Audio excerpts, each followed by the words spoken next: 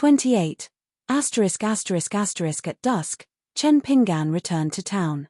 When he passed by the east gate, the sloppy guard was still humming a tune. He was singing, "An inch of time can't be taken lightly, glory, splendor, wealth and rank can be thrown away."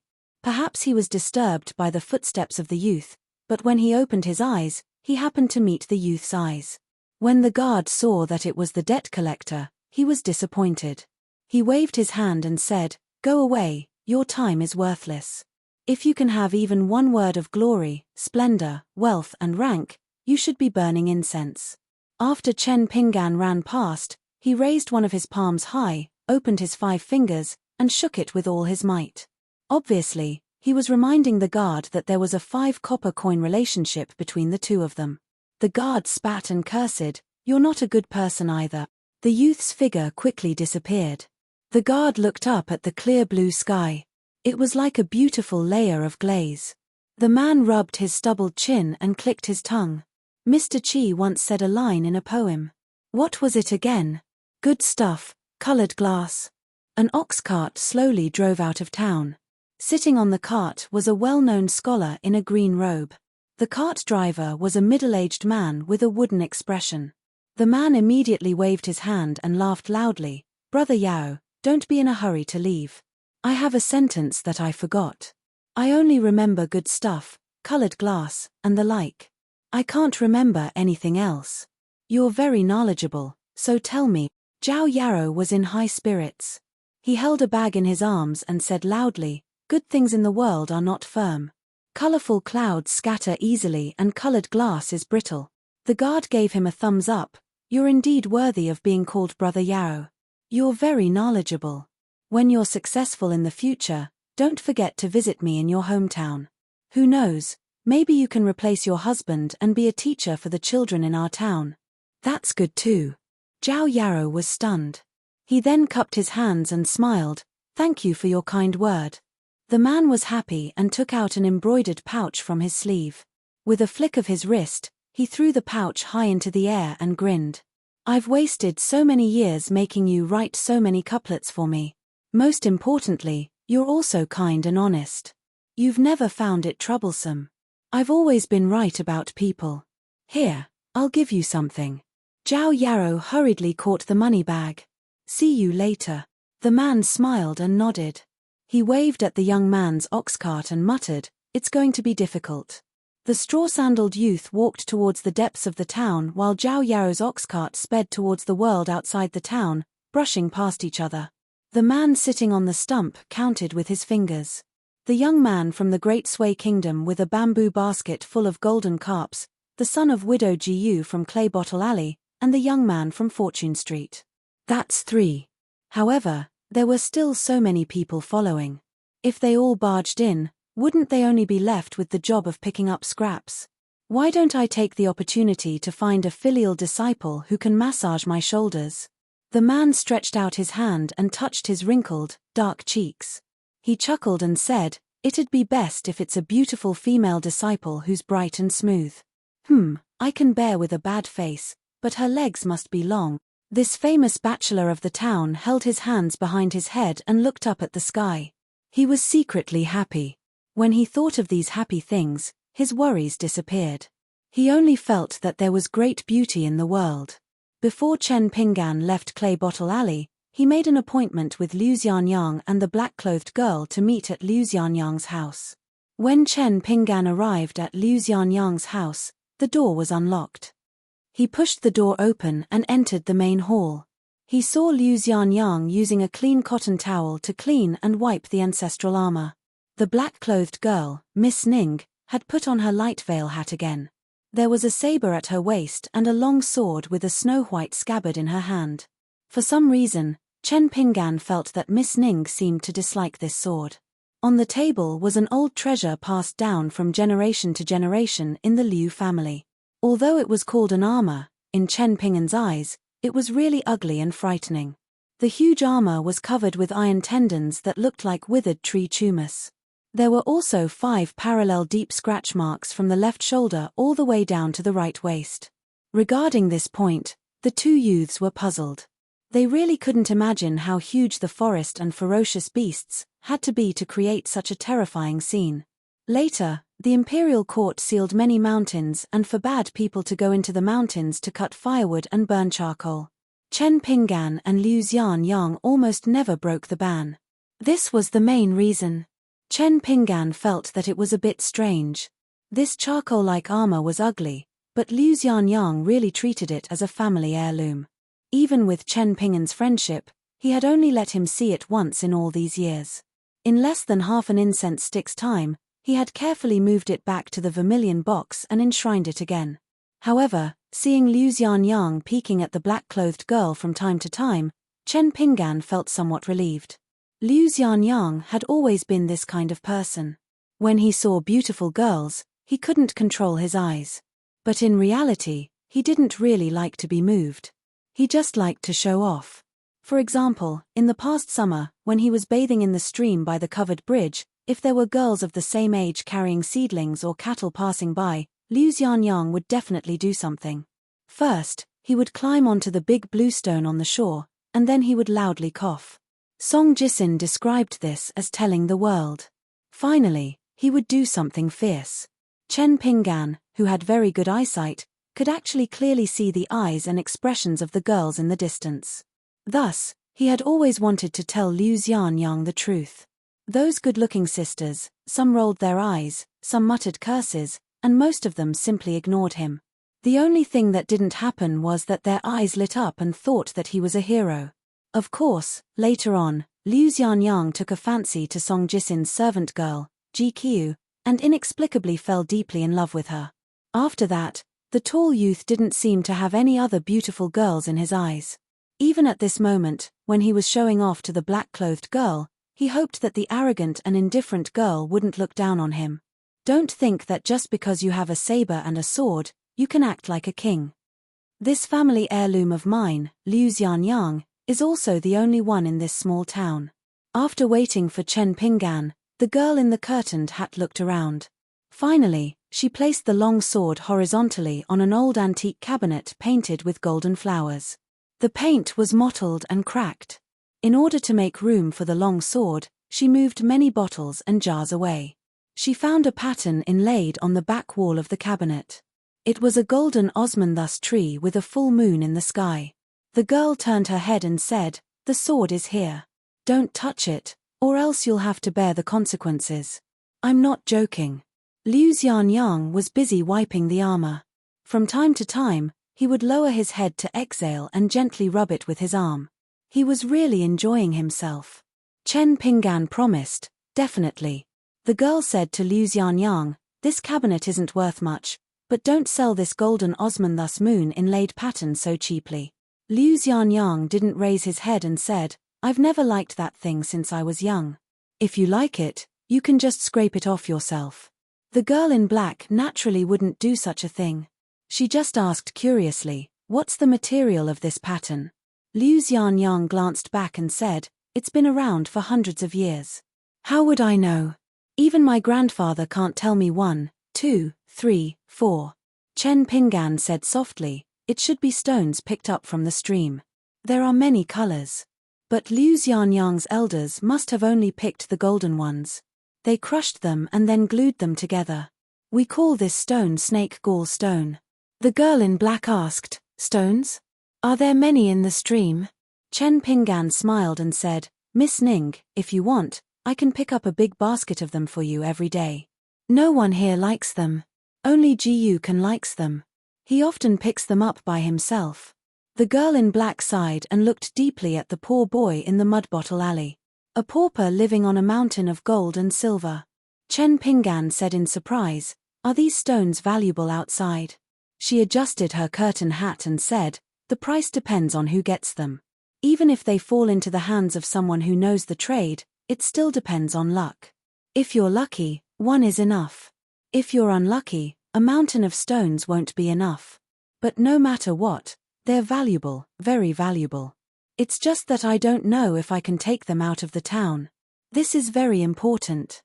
Liu Xianyang interjected, "There's something strange about these stones. As long as you take them out of the stream, Their color will fade when exposed to the wind and sun. Especially after rain and snow, the color will fade even more. Other than that, there's nothing else. The girl said regretfully, sure enough. Chen Pinggan hesitated. Why don't I go pick up a big basket tomorrow and try it? What if there's an exception? The girl shook her head and said, it's meaningless to me. Liu Xianyang had already moved the armor back into the house and hid it well. At this moment, he leaned against the door and said with a smile, Chen Pinggan is a big money grubber. Maybe he'll go to the stream tonight to get the stones. The girl said, I'm leaving. When she walked to the door, she turned around and said, I'll take care of the hairpin and prescription for you. But I still need you to go to the mud bottle alley tomorrow to help me decoct the medicine. Chen Pinggan nodded and said, no problem. She thought for a moment and reminded him with a serious expression, among the group of foreigners who entered the town around the same time as me, the most powerful one should be the old man from Zhengyang Mountain. This time, he's here to escort the little girl. The next one is the eunuch from the Great Sui Kingdom who injured me. Then it's Liu Zhimao who took Jiyu Kan away. Don't underestimate the woman who hides a knife behind her smile. So, as long as you meet the old man from Zhengyang Mountain, try not to argue. But once there's a conflict, just stall for time. Don't fight with others and don't have any wishful thinking. You must stall until I appear. Liu Xianyang said in a low voice, this is our territory. Do these foreigners really dare to kill people in our territory? Chen Pinggan glanced at him and nodded, yes, they do. Liu Xianyang swallowed. Chen Pinggan suddenly asked, do you remember what Priest Lu, the fortune teller who set up the stall, told you? Liu Xianyang felt a headache coming. After trying hard to recall, he scratched his ears and cheeks and said, how can I remember clearly? I only know that it's some unpleasant words of bad luck. Anyway, he said that there's going to be a big disaster and that we need to burn incense. It's all a mess. I just thought he was talking nonsense and scamming people for money. Chen Pinggan turned to look at the girl in black. The girl said fiercely, he can't remember the sign. How can I explain it to him? Does he really think I'm a deity? Chen Pinggan was a little confused. He couldn't figure out why Miss Ning was so angry all of a sudden. The girls strode out of the house. Compared to the slow and leisurely way they came, they were now much more swift and decisive. The girl with the saber walked in the wide alley. She wondered if she should find some time to read a few books later. The girl thought of walking around in the future, beheading people with a flying sword and composing a few impassioned impromptu poems. Even if there was no one around, she felt that it was really cool. Just as the girl was filled with longing, a familiar figure brushed past her. See you tomorrow, Miss Ning. When the voice fell, the figure was almost at the end of the alley. The young man in straw sandals carried a basket and walked as if he was flying. The girl was stunned and muttered to herself, is there really such a moneygrubber? 29. The youth stepped on the fragmented starlight all the way out of the town and went straight to the stream. Although it was night time, Chen Pinggan's running speed was not slower than during the day. Chen Pinggan deliberately avoided the position of the covered bridge where the water level was the deepest. The stream there was much higher than other places. Chen Pinggan chose a section of the stream where the water level only reached his knees. He took off the large bamboo basket on his back and bent down to pick up a small bamboo basket hidden inside. He tied it tightly around his waist, took off his straw sandals, rolled up his trousers, and went into the water to feel for stones. The wound on his left hand that was cut by the broken porcelain was still painful. Naturally, he could not let it soak in the water. The youth could only use his right hand to pick up stones in the stream. In fact, the stones on the dry riverbed were the easiest to pick up. However, as Liu Xianyang said, the color would fade quickly. Now that Chen Pinggan roughly understood the mystery behind it from the black-clothed girl, it was not difficult to understand. He felt that these stones were actually like the soil he chewed on when he followed Old Man Yarrow over the mountains in his early years. The soil looked ordinary, but in some places, even if it was separated by a mountain, when it entered the mouth, it would have a completely different taste. Old Man Yarrow said that this was called the moving of trees and dead people, the moving of soil to become a Buddha. As long as the soil in the hand left the original soil, it would quickly change its taste. The stream did not have a name. The stones in the stream were as big as a fist and as small as a thumb. They were colorful, but the people of the town were used to seeing them quietly lying in the clear stream for generations. Naturally, no one thought that it was a rare thing. Whoever carried these stones home would definitely be treated as a fool. If one had the strength to not do more farm work after eating, then what was one if not a fool?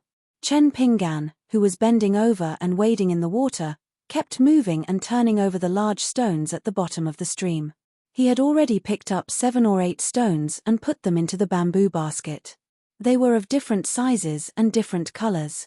The color of the stone's skin was like golden oranges hanging high on the branches in autumn, white and tender like a baby's skin, dark and shiny, bright like red peach blossoms, and the most common color was the green of shrimp's back. These stones were called snake gallstones by the villagers. Most of them were not big and were slippery and heavy when held in the hand. If held high in the sun during the day or illuminated by candlelight late at night, the texture of the stone could be vaguely seen. It was like silk, like a tiny snake or fish winding. When looked at from a distance, the color of the stone was like shining fish scales or snake scales. About 2 hours later, Chen Pinggan's fish basket was almost full. He went back to the stream bank where the basket of straw sandals was placed. He first went to the shore and pulled out a few large reeds, wild celery, and dog's tail grass to cushion the bottom of the basket. Only then did he put the stones into the basket one by one. He carried the straw sandals, tied the fish basket, and carried the basket on his back. He went ashore and returned to the stream bank where he turned back. He put down the straw sandals and basket again and went down the stream to continue moving the stones. After picking up half of the basket, Chen Pinggan straightened his back and looked up at the starry sky, hoping to see a shooting star across the night sky. However, he obviously did not have such good luck tonight. After Chen Pinggan came back to his senses, he continued to rely on the faint starlight and his extraordinary eyesight to do what a moneygrubber should do. Every time he successfully picked up a stone, Chen Pinggan spontaneously felt a burst of joy. For the youth, every stone was like a ray of hope. Unknowingly, Chen Pinggan had already accumulated more than half of the basket of stones. In total, there were about 80 stones. Among them, the largest stone was bigger than his fist. The color was extremely eye-catching, like a ball of chicken blood. The color was bright and did not give people a feeling of discomfort. Such a big stone almost had no flaws or cracks. At this time, Chen Pinggan was walking on the shore towards the next section of the stream. He was playing with a medium-sized snake gallstone in his hand. It was a light green color, much lighter than the plum green in the small town's porcelain. The stone was round and smooth, and was very cute.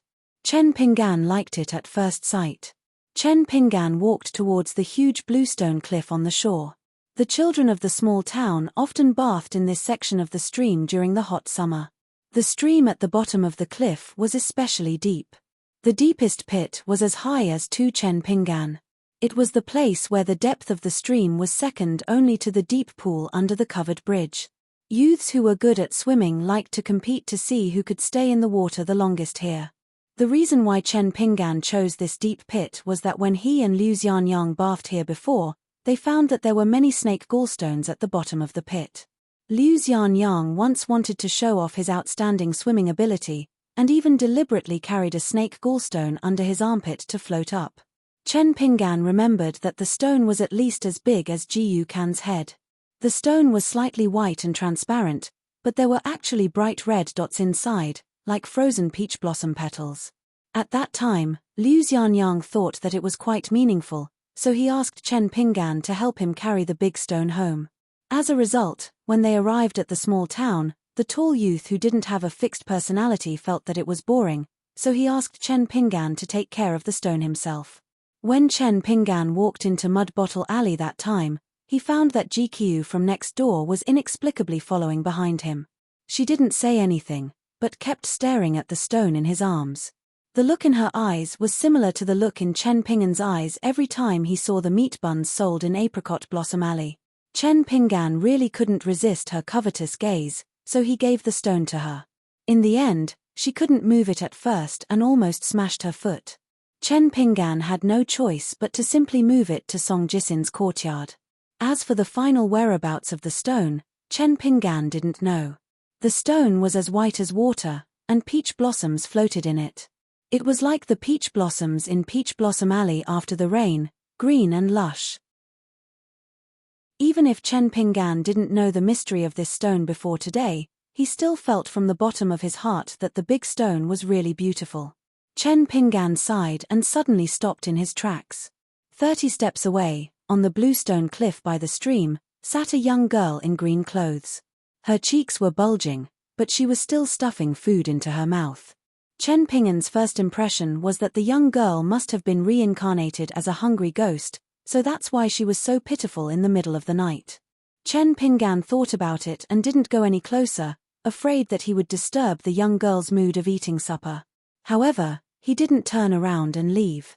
After all, he had already made up his mind to go to the waterhole tonight to try his luck. Every time he touched 1 or 2 stones to go ashore, he would succeed if he tried too many times. Moreover, the snake gall stone in the waterhole was bigger than the other places in the stream, and its color seemed to be more vibrant. Chen Pinggan's swimming wasn't as good as Liu Xianyang's, but he wasn't bad either. Chen Pinggan didn't expect that the strange young girl would pick up something to eat after finishing one. She didn't stop to rest, and her cheeks were always bulging. Chen Pinggan carried more than half a basket of heavy stones on his back.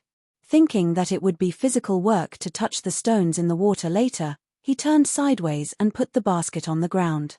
Chen Pinggan underestimated the young girl in green's hearing. As a result, the moment he put the basket down lightly, the young girl's ears suddenly perked up, and her eyes immediately swept over. Chen Pinggan couldn't tell the young girl to eat slowly, so he could only smile awkwardly. The young girl's expression was a bit sluggish, and she burped twice in a row. Then, she seemed to choke, and hurriedly puffed out her chest, using her hands to pat it with all her might. Chen Pinggan only then realized that she wasn't old. Looking down from her neck, the scenery there was truly spectacular.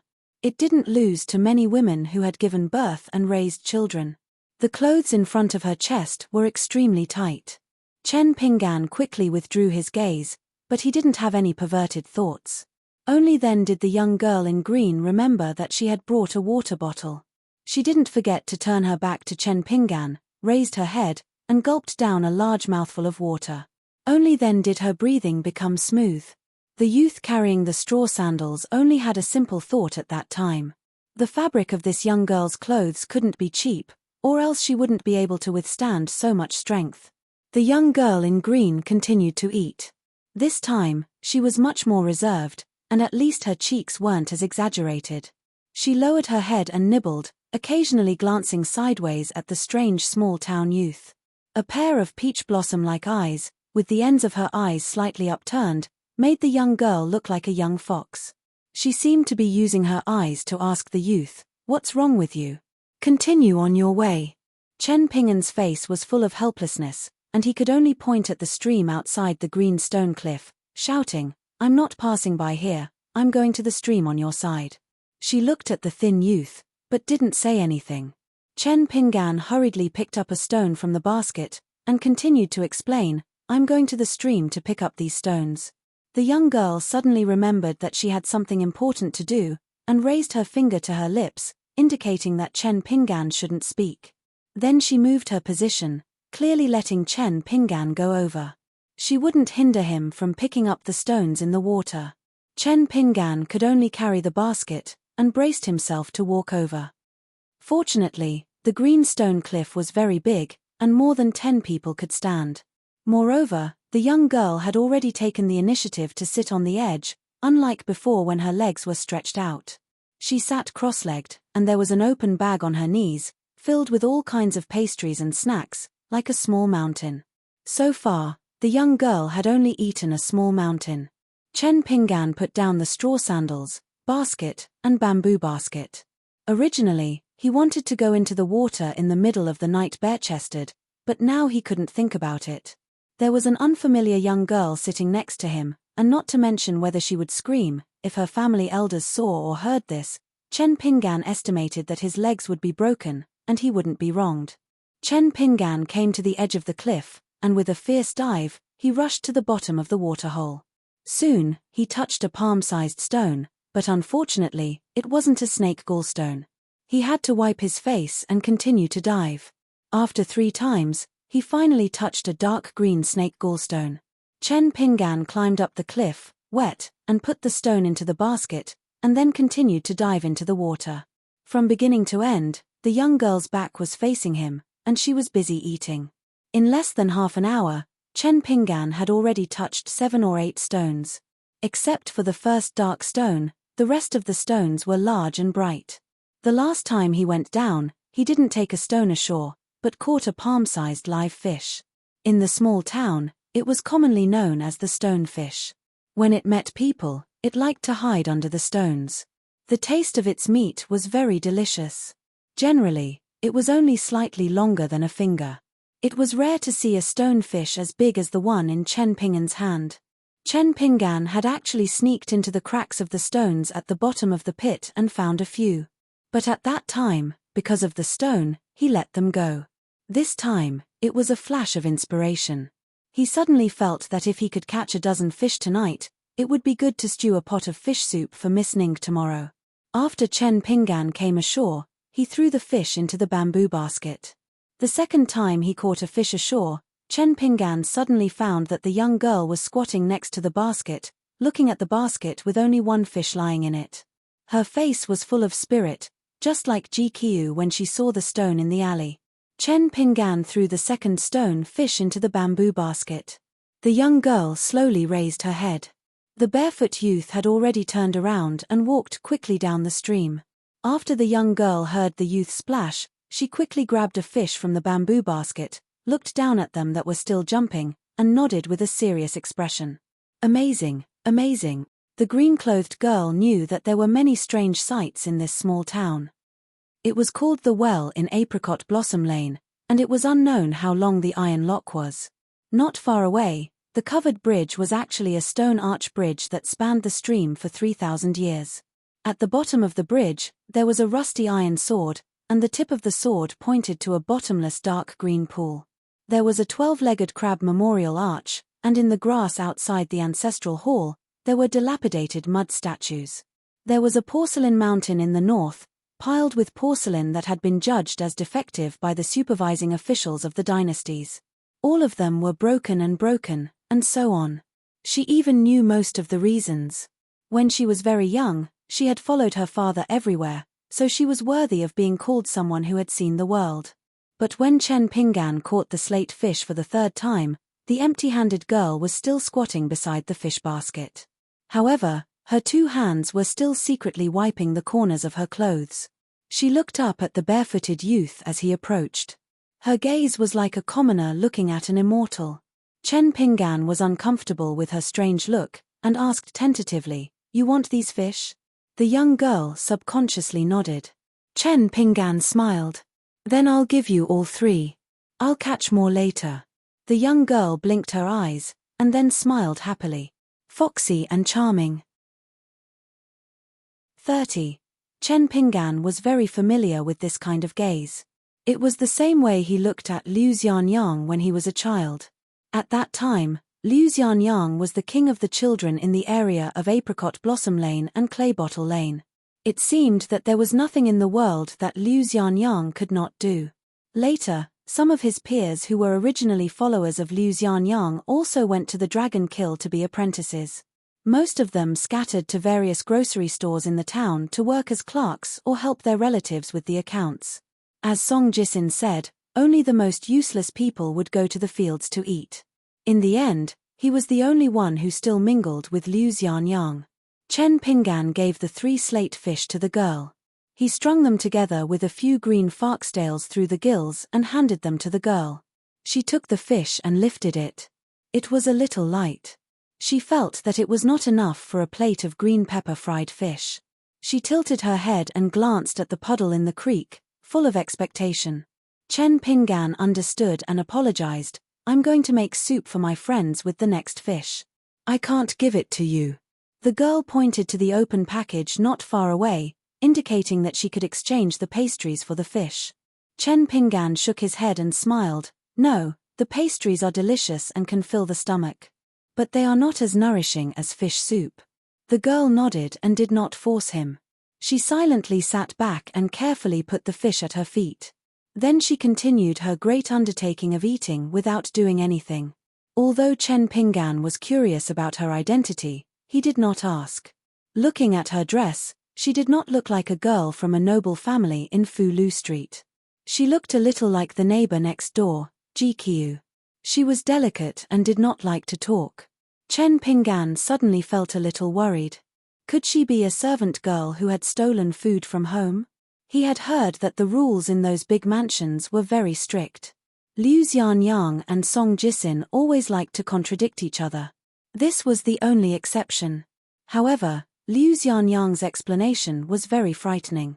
He said that servant girls who walked in those mansions with high courtyard walls would have their legs broken by the stewards, who had sharp eyes like a serpent's, and throw them outside the walls to wait for death on the streets. Song Jisin, on the other hand, said that Liu Xianyang was spreading a false rumor. It was not that exaggerated. However, the servant maids and mamas in everyone's household indeed walked like cats, not making a single sound. At that time, Liu Xianyang caught a glimpse of the happy maid GQ. He immediately became angry and scolded Song Jisin. What goose? Can your goose talk? In the end, Chen Pinggan caught 7 or 8 slate fishes. The bamboo basket was shaken by their collision. The pale-faced youth knew that he was almost at his limit. The water in spring was cold to the bone. Of course, the most important thing was that his injured left hand couldn't bear it.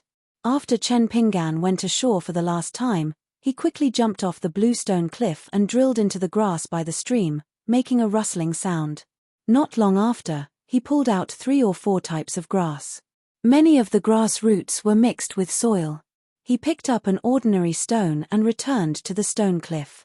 He found a natural pothole the size of the palm of his hand. After wiping it dry, he began to gently pound the herbs. Soon, it turned into a mass of blue paste. The juice emitted the unique fragrance of the spring weeds by the river. With his back to the girl, Chen Pinggan took a deep breath and clenched his teeth. He began to untie the cotton cloth on his left hand. Sweat quickly oozed out of his forehead, covering the cold stream water that slid down from his head. Although the bloody wound was a little better than the white bone before the bandage, it was still a ghastly sight. When Chen Pinggan came, he did not expect that his left hand would touch the stream water, so he did not prepare a cotton cloth. Before, his mind was full of snake gall stones that could make money and catch fish to make soup. Only now did he realize that he had made a big mistake. The teenager was a little confused. Suddenly, a palm appeared in front of him. There were several dry and clean strips of cloth. It turned out that the girl in green had torn off a part of her sleeve. Chen Pinggan smiled sadly. He did not care about being polite with the girl. After applying the herbs to the wound on his palm, he put it close to his mouth and bit one end with his teeth. His right hand tightened and made 2 circles around the back of his hand. This series of movements was orderly, like a butterfly circling a branch, dazzling the onlookers. After the binding was completed, Chen Pinggan slowly raised his right arm to wipe the sweat on his face. His 2 arms were trembling uncontrollably. The girl in green who was squatting nearby gave Chen Pinggan a thumbs up. Her face was full of praise. Chen Pinggan pointed to his eyes with his right hand and said with a wry smile, "In fact, it hurt so much that tears came out." The girl turned her head and glanced at the big basket and bamboo fish basket that the teenager had woven himself. She was a little puzzled. Chen Pinggan looked embarrassed. Those stones can make money, and catching fish is also very important. The girl was confused, but still did not speak. Her eyes were a little empty. She turned her head and stared at the sparkling stream. The gurgling stream water rubbed against the stones that were exposed above the water surface, making a crashing sound. At that moment, the starry sky was bright and the world was silent. It seemed that there was only a boy and a girl in the world. Chen Pinggan's body gradually calmed down. His originally rapid breathing began to subconsciously slow down, turning into a long and continuous breath. It was like a small stream that had turned from a flash flood to a stream that had dried up in spring and autumn. The teenager did not care about this quiet change at all. It was natural and natural. Chen Pingan knew that his body was wet and could not be exposed to the cold wind of early spring for too long. He had to hurry back to the town to change his clothes. The teenager naturally did not understand the health and pathology of the medical books. However, the teenager who was most afraid of getting sick in this life had long developed a keen intuition about the changes in the seasons and his body's adaptation. So he quickly put on his straw sandals, tied the fish basket to his waist, and carried the basket on his back. He waved to the girl in green and said with a smile, "I'm leaving. Miss, you should also go home early." As Chen Pingan walked down the cliff, he could not help but turn his head and remind her, "The water near the covered bridge is very deep. Be careful not to slip. When you go home, it's best to lean against the side of the paddy field. Even if you fall, it's better to be covered in mud than to fall into the stream." As Chen Pingan spoke, he suddenly realized that his words were somewhat inauspicious. They did not sound like good words. Instead, they sounded like the curses that Jiu Kan's mother from Clay Bottle Alley was best at. Chen Pingan quickly shut his mouth and stopped nagging. He quickened his pace and ran north to the town. The basket was very heavy, but the teenager in straw sandals was exceptionally happy. After untangling the knot in his heart, Chen Pingan felt for the first time that he had to live well. For example, he had to be rich. He had to be able to afford spring couplets with a unique ink fragrance, painted door gods, eat meat buns from Madame Mao's shop, and even better, buy a cow. He had to be like Song Jisin next door and raise a nest of chickens. The girl in green was still tirelessly digging the mountain with a serious expression. Every time she picked up a new pastry, it was as if she was dealing with a mortal enemy. When she was competing with a peach blossom pastry, her body suddenly stiffened. When she realized that something was wrong, she did not run away. Instead, she opened her mouth wide and swallowed most of the pastry. Then she clapped her hands and sat there waiting for death. A man appeared out of nowhere. He was not tall, but he gave off an honest and sturdy feeling. However, he did not make people mistake him for a villager because the man's eyes were too glaring and people did not dare to look him in the eyes. The man looked at the package with broken patterns at the foot of the mountain and his face was full of helplessness. He wanted to scold her, but he could not bear to do so. He silently looked at his daughter's stubborn look that said she had made a mistake and accepted the punishment. His heart was in a mess, as if he was the one who made the mistake. The man wanted to say something to ease the atmosphere.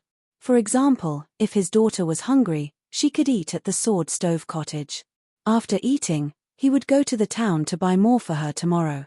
However, when the words reached his mouth, the reserved man could not say them. It was as if each word weighed 1,000 pounds. He tightly held his tongue and did not know how to comfort his daughter. At this moment, the man felt that he was not as capable as the straw sandal youth. In any case, his daughter did not need to be so nervous. The girl in green suddenly raised her head and asked, "Father, why didn't you accept him as an apprentice?" His daughter took the initiative to speak, which made the man feel relieved. Although the man's face was stiff, he had already sat down beside his daughter and explained, "That child's temperament is very good, but his foundation is too poor. Even if father accepted him, he would be pulled apart by his fellow apprentices. No matter how hard he works, he can only watch the gap widen. If by that time there is another senior apprentice brother Liu, why bother?" The girl in green's face was gloomy. It was unknown whether it was because she heard senior apprentice brother Liu or because the straw sandal youth had brushed past her. The man hesitated for a moment, but still did not intend to hide it, lest she go astray or ruin the sage's plan. Moreover, this youth is too ordinary. In this small town, he is very special.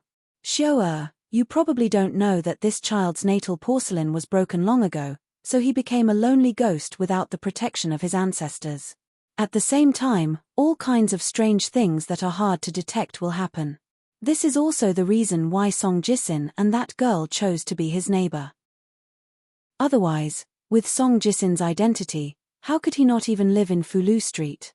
Obviously, it is impossible." The girl seriously thought for a moment. "Father, are you saying that he is a bit like bait?" The man touched her head. "More or less. Then he smiled and said, "If we father and daughter were not the sword cultivators in the world who did not care about external things, opportunities, and fate, father might have kept him by his side to see if he could give you more benefits." The girl in green was a bit depressed and was not in a good mood. The man sighed. "Xiao, father's words are rough, but they are reasonable. Don't mind them." The girl in green was still sickly and could not muster up any energy. The man thought for a moment and pointed to the covered bridge in the distance that looked like a black dragon crossing the stream. The construction of that covered bridge was a huge investment of the Dali dynasty, all for the sake of suppressing that unremarkable iron sword. Think about it, 3,000 years later, an ownerless sword with a broken primordial spirit, after more than 3,000 years, in order to suppress its remaining power, a dynasty still had to pay such a huge price, and all they wanted was for it to rest for a moment. The girl made a no sound, her head drooping. She kept glancing at the foot of the mountain and absent-mindedly agreed. Amazing, amazing. The man did not know whether to laugh or cry, rubbing his forehead. The world was big, but eating was the most important. But the child's mother was not such a woman. Then whose personality did this girl take after? The man patted his daughter's shoulder and said softly, "Father is going to meet someone. Eat slowly, no one will take it from you." The girl suddenly raised her head and grabbed the man's arm. There was a crimson bracelet on her wrist, shining brightly, showing the shape of a dragon with its head and tail connected. It was like a living flame dragon wrapped around the girl's wrist. The man was gratified. "Finally, you have some conscience. Okay, don't worry. Father is going to meet Mr. Chi." The girl let go of his hand and immediately grabbed the pastries, wolfing them down. The man was furious. He had endured so much until now, and finally could not help but mutter, "Eat, eat, eat.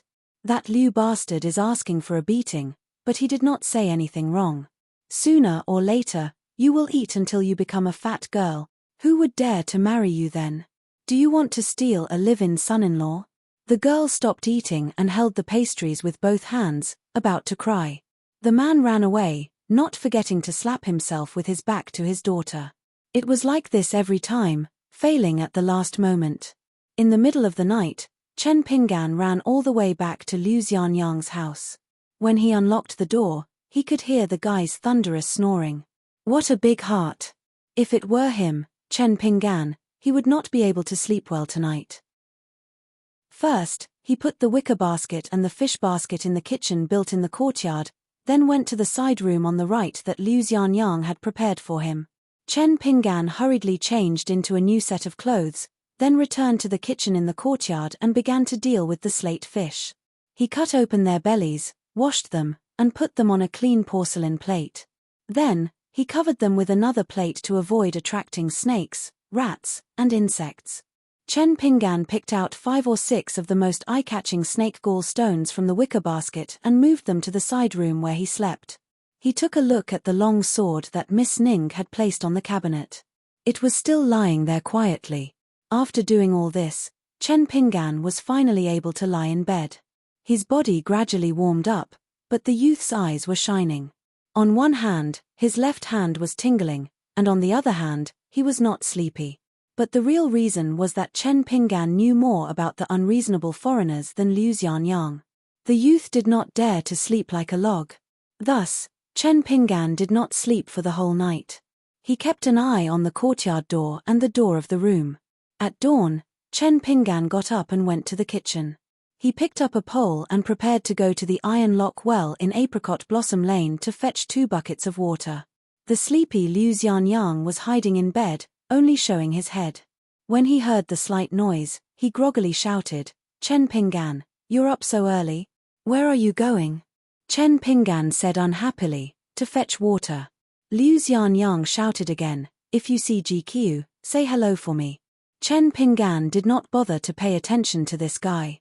Just as he was about to leave the courtyard, Chen Pinggan suddenly heard Liu Xianyang say, "Chen Pinggan, as long as you're willing to help, I'll go to the waterhole and help you get the stone."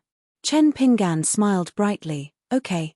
Liu Xianyang rolled his eyes and even hid his head under the blanket. He muttered, "What a disloyal guy. I knew this trick would work." A middle-aged Confucian scholar sat alone on the stone steps of the covered bridge. He sat there until dawn. When the first ray of light appeared in the sky, he looked up and laughed softly. 1,000-year-old dark room is illuminated by a single light. 31. When Chen Pinggan arrived at the Iron Lock Well with a bucket of water, he passed by several breakfast shops in Apricot Blossom Lane. His stomach started to growl without warning. However, he was shy of money, so the youth could only brace himself and line up to fetch water. There were 3 families in front of him. When it was his turn, GQ suddenly stepped in with a small bucket. The people behind were immediately unhappy. Although it was not to the extent of cursing, the words were not pleasant to hear. Especially a stooped old woman, known as Granny Ma. Both of her sons were very promising. They each owned a dragon kill. Although it was very small and ranked at the bottom of the 30 dragon kilns, it was naturally considered as a wealthy family in Apricot Blossom Lane. However, for some reason, the relationship between the old woman and her 2 daughters-in-law was not good. Her sons and daughters-in-law had already moved to Peach Blossom Lane. The old woman had been living alone in her ancestral home in Apricot Blossom Lane. In the eyes of Chen Pinggan and Liu Yongxian's generation, Granny Ma had always been a very scary elder. She was very vicious when scolding people and was especially stingy. In the winter, she would hug the snow outside the courtyard door into her own house. If there were children who used the snow in front of her house or pulled out the icicles under the eaves of her house, she would chase after them with a broom and scold them for a few streets without getting tired. In the past, only Jiyu Kan's mother could suppress Granny Ma's arrogance in these alleys in the west of the town. It was said that widow Jiyu had followed her dead man's distant relative to seek refuge in her husband's hometown. Granny Ma, who had become slightly kinder over the years, immediately returned to Jianghu, full of vigor and vitality. She did not like anyone she met. When Song Jisin's maidservant made such a scene, Granny Ma immediately began to speak sarcastically. Her voice was not loud, and she put on a fake smile. She deliberately chatted with the women around her, saying that some girls could finally show their faces and eat noodles. Anyway, when they walked, they could not keep their legs together. This was a joyous occasion. Finally, they did not need to use the identity of a young lady and the life of a maidservant, and could openly be called Madam. Chen Pinggan's scalp tingled when he heard this, but he could not drive away Ji Qiu, who was at fault first. After all, they had been neighbors for so many years. After helping Liu Xianyang fill 2 buckets with water, he quickly brought a bucket of water for her. He wanted to leave this group of gossipy women as soon as possible. Granny Ma saw that the Little Song family's maidservant pretended not to hear her and became even more annoyed. This was the case when experts exchanged blows. What they feared the most was that the opponent simply did not respond. Even if they had good martial arts skills, they would have nowhere to land their feet. In the past, when the old woman quarreled with that coquettish fox, widow Jiyu, she would lose, but every time the old woman felt that her skills had improved, she would definitely be able to get back at her the next time they quarreled. Unlike this little whore from Clay Bottle Alley, who would deliberately keep quiet every time. However, every time the young girl left, her eyes would reveal a look that made the old woman extremely uncomfortable. It really made the old woman gnash her teeth in hatred. She really wanted to go up and scratch her face so that the youths and strong men in the nearby alleys would not be able to wait to hang their souls on the waist of that shameless servant girl. Especially that grandson of hers. Although he had always been a fool in the eyes of outsiders, recently even she, as his grandmother, felt that this child had really lost his mind. He talked nonsense all day long and always said that he would marry this maidservant from Clay Bottle Alley and make her his wife. Then, he would punch a hole in the heavens with one punch. Seeing that the hateful girl didn't respond, Granny Ma turned her attention to the poor boy. She clicked her tongue and said, "What a good-for-nothing lowly mud embryo. Even after killing your parents, you still have the face to live in this world. Knowing that you are destined to not have the ability to marry a wife, you still shamelessly seduce other people's maidservants. What a pair of adulterous man and woman. Why don't they just get together? Anyway, Mud Bottle Alley is a place where trash and lowly people live." Chen Pinggan thought for a moment. He bent down and was about to put down the burden on his shoulders. The maidservant GQ had already put down the bucket and strode towards the fearless old woman. The girl slapped Granny Ma without saying a word. Granny Ma's whole body spun in a circle. She was dizzy and didn't fall down until the women next to her supported her. GQ didn't wait for the old woman to come back to her senses. She took another step forward and slapped her in the face. The girl scolded, "Old thing, I have tolerated you for a long time." The old woman shook her head. She was so angry that smoke was coming out of her 7 orifices. She was about to fight back. She didn't know if it was an illusion or not, but the 2 women next to her were supporting her so hard that she couldn't break free for a while. As a result, she was humiliated for the 3rd time. The maidservant hit the old woman for the 3rd time. She bent her finger and knocked the old woman's forehead. "If you dare to curse again in the future, I will pull out your tongue. For every word you curse, I will stab you with a needle once." The old woman was so scared that she forgot to talk back, let alone fight back. The girl turned and walked away quickly. She found that the neighbor boy had already helped her carry the bucket. She smiled and returned to Clay Bottle Alley with him. Without waiting for Chen Pingan to speak, the girl said, "Don't thank me. My cursing has nothing to do with you." Chen Pingan was speechless. The empty-handed girl muttered to herself. Anyway, she didn't think about taking back the bucket from the straw sandals boy. Next to the iron lock well wheel, the old woman sat on the ground and howled, "You little bitch, you are going to be punished by God. My life is so bitter. God doesn't have eyes. Why didn't he strike down a lightning bolt and kill this little bitch?" The girl's footsteps were brisk. She raised her hands to the sky. It was a very strange gesture. Fortunately, Chen Pingan had been neighbors with her for so many years, so he didn't find it strange. When the 2 of them passed by the breakfast shop, Chen Pingan saw a familiar figure. She wasn't tall and was wearing a green dress. She was buying freshly baked meat buns. The steaming hot meat buns and the fragrance wafted through the entire street. Chen Pingan. This morning, it was unknown when the clouds were hanging low.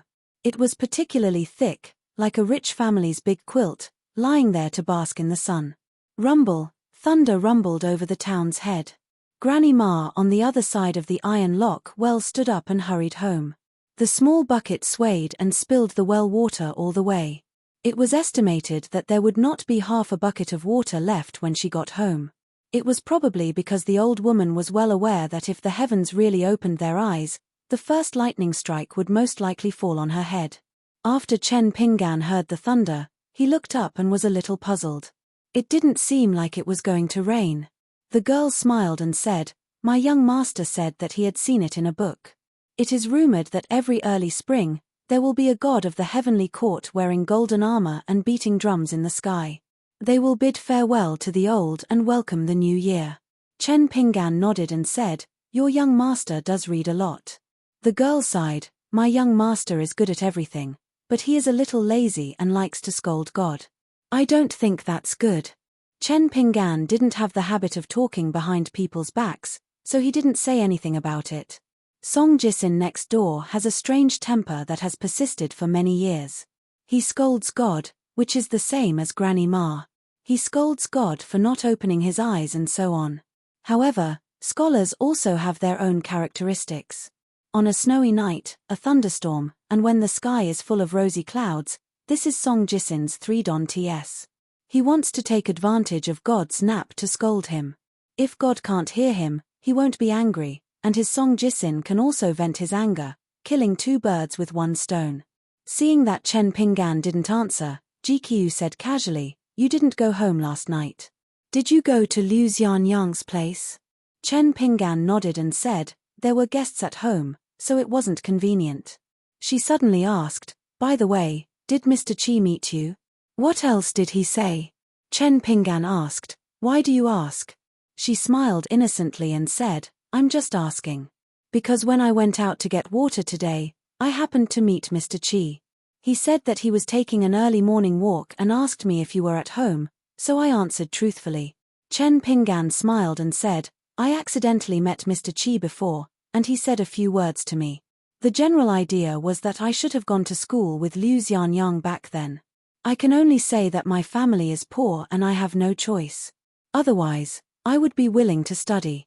GQ was puzzled and asked, "Is that so?" Chen Pinggan looked at her eyes and asked with a smile, "What do you think?" She laughed it off. The two of them parted at the corner of the street. Jigue took the bucket and went to Mud Bottle Alley, while Chen Pinggan returned to Liu Xianyang's house. After that, he still had to go to the east gate of the city to get a letter from his family. Each letter cost 1 copper coin. If he had this business earlier, with Chen Pinggan's speed of running all over the mountains within a radius of 100 miles, he would probably have saved enough money for his wife. At the entrance of Clay Bottle Alley, GQ saw her young master standing there, yawning. She walked quickly and asked curiously, "Young master, why did you come out?" Song Jisin slowly stretched his body and said languid, "It's boring to stay here." She whispered, "Young master, when will the new supervisor return to the town? Will we be able to go to the capital after that?" Song Jisin thought for a moment and said, "It should be within 10 days. GQ hesitated, and the small bucket in her hand also shook. Song Jisin asked with a smile, "What's wrong? Is there something on your mind?" She timidly said, "Young master, can you lend me the local county record to take a look? It's just for 1 or 2 nights. I'll be able to learn how to read. If I go to the capital, people will look down on me and make you a joke." Song Jisin couldn't help but laugh. After thinking for a while, he said, "What's there to be embarrassed about? But remember to wash your hands before you open the book. Don't get any dirt on the pages. Also, be careful of the candle oil dripping on it. Other than that, there's nothing else to pay attention to. It's just a broken book." GQ smiled brightly and said, "This servant thanks young master." Song Jisin was happy and laughed heartily. Come. Young master will help you carry the water." GQ dodged and said seriously, "Young master, didn't we agree that a gentleman should stay away from the kitchen? Young master shouldn't be involved in these chores. If word gets out, I'll be criticized by the neighbors." Song Jisin laughed angrily and said, "Rules, principles, etiquette, these things can be used to fool and scare others, but at this point, this scholar who grew up in a shabby alley stopped talking. She curiously asked, "What is a young master?" Song Jisin recovered his cynical smile and pointed at himself. I'm actually just a farmer. I divide the field into rows and rows. Then I let people sow the seeds and irrigate it. I just sit and wait for the harvest. Year after year, that's it." She was in a daze. Song Jisin laughed. The young man suddenly stopped smiling and said seriously, "GQ, did the one surnamed Chen help you carry the bucket all the way?" The maidservant nodded with an innocent look. The young man said earnestly, "A sage once said that it is wrong to be willing to treat the kindness of strangers as a precious treasure, but to treat all the efforts of those close to you as a matter of course and turn a blind eye to them." The maidservant was even more confused. "Ah?" The young man rubbed his chin and said to himself, "She didn't understand the meaning of my words. How should I respond? Don't tell me that when I reach the capital, I'll have to change to a more intelligent and considerate maid." The maidservant couldn't help but laugh. She didn't take her young master's threat to heart and exposed the truth. "Young master, you actually want me to ask who this great scholar is, right?" "Young master, I know, it's you." Song Jisin laughed heartily. "The one who knows me is GQ." In the study room of the school, the middle-aged Confucian sat upright. All the black and white chess pieces on the chessboard in front of him turned into powder in the sound of spring thunder. The children in the small town caught stone fish in the stream. There was a way to hit the stones in the stream with a hammer. The fish hiding at the bottom of the stone would be stunned and float to the surface. It was the same as the so-called knocking on the mountain to warn the tiger in the book. But if you want to warn a sage not to go against the heavens and go against the Tao, then the only thing in the world that matched his status was probably the mighty heavenly thunder. 32. Chen Pinggan carried water back to Liu Xianyang's courtyard and poured it into the water tank in the kitchen. Then he ran to the door and shouted, "Liu Xianyang, I want to use your firewood, oil, and salt to make fish soup for Miss Ning to nourish her body. Is that okay? Liu Xianyang, who was sleeping soundly, was awakened and roared, "You with the surname Chen. You're so annoying. I just dreamed that GQ smiled at me. Quickly compensate me with a GQ." Chen Pinggan shook his head and remembered something. He apologized. "I really did meet GQ at the Iron Lockwell just now, but I was interrupted by Granny Ma and forgot to help you pass on a message. When I send the fish soup to Miss Ning later, I promise to help you pass on the message." Liu Xianyang jumped up like a carp and quickly put on his clothes. He ran to the threshold outside the main hall and sat down. Looking at the thin figure busy in the kitchen, he chuckled and said, "I'll go with you to deliver the fish soup later." "Oh right, is Jigue wearing that bright red pomegranate dress today? Or the light green one? Alas, when I save 200 copper coins later, I can buy the dragon-crushing silver powder box. I know she has been eyeing it for a long time, but she is reluctant to buy it. It's all Song Jisin's fault.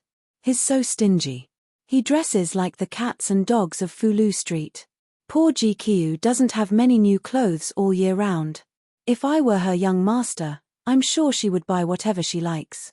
She would be richer than the rich young ladies of Fulu Street. She would be a rich young lady." Chen Pinggan ignored Liu Xianyang's daydreaming.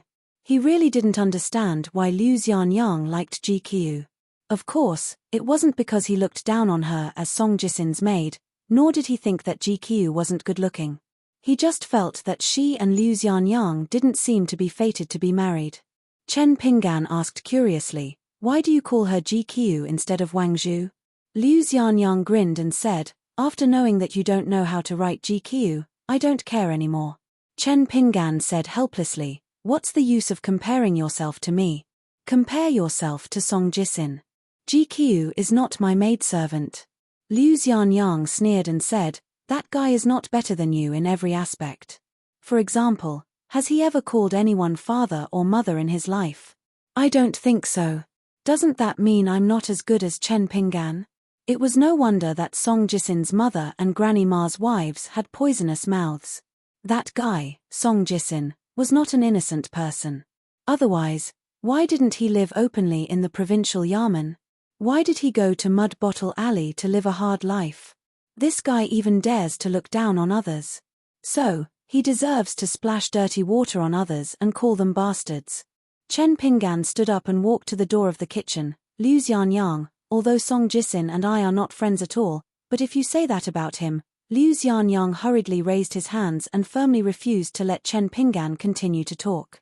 He said cunningly, "I won't say any more, okay? Chen Pinggan, who do you take after with your bad temper?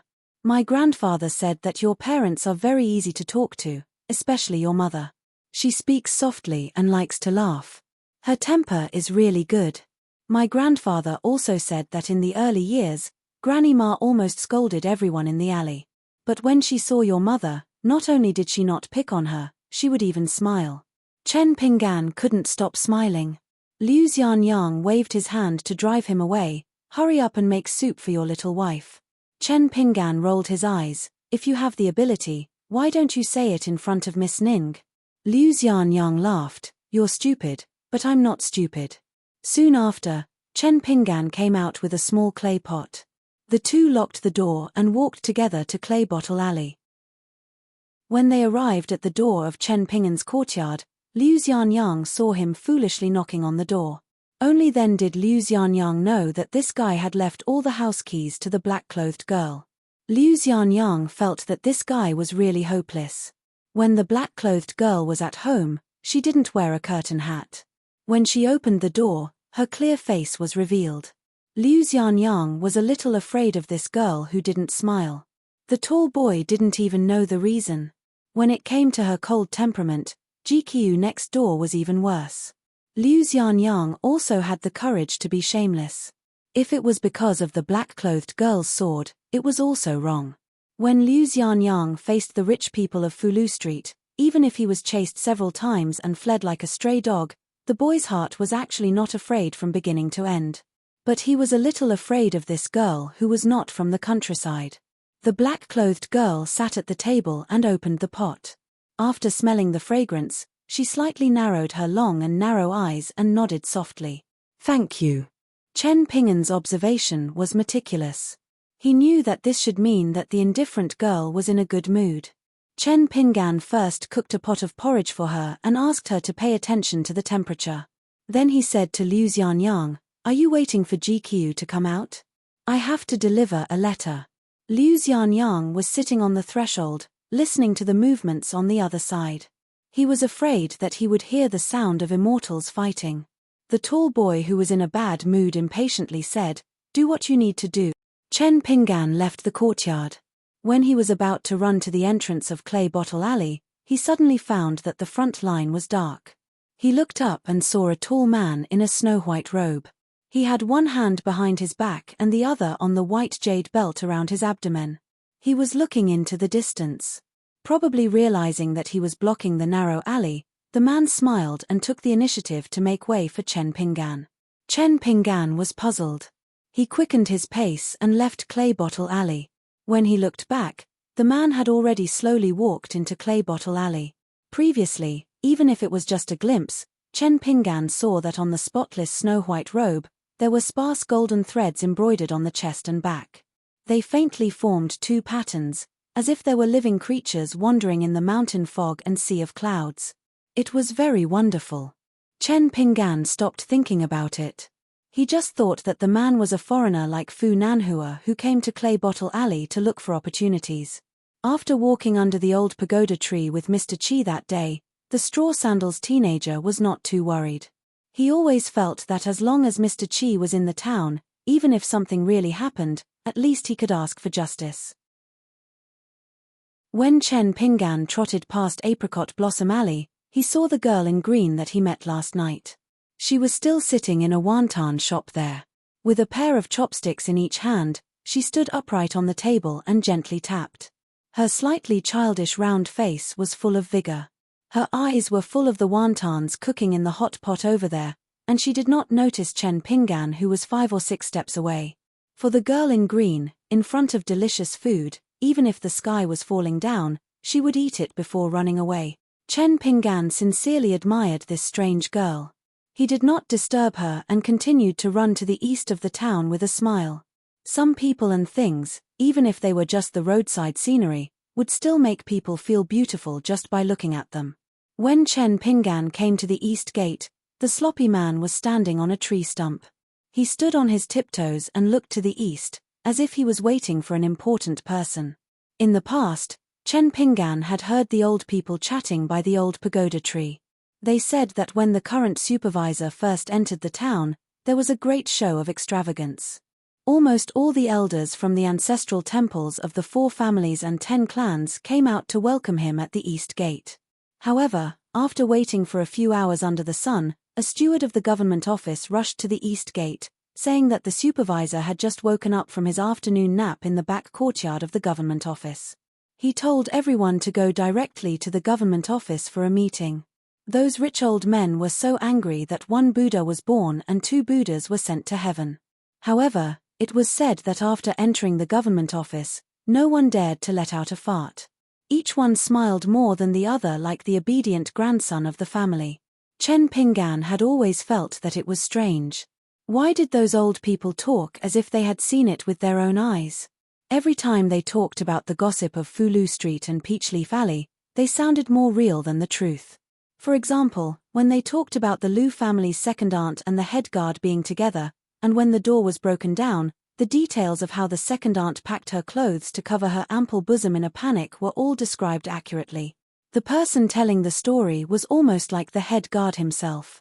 Liu Xianyang swallowed his saliva every time he heard it. Song Jisin would occasionally go, but he would not bring GQ. His smile was more reserved than Liu Xianyang's, but when he secretly cheered with the others, he was especially energetic. It was louder than when he read the holy books in the morning and in the evening.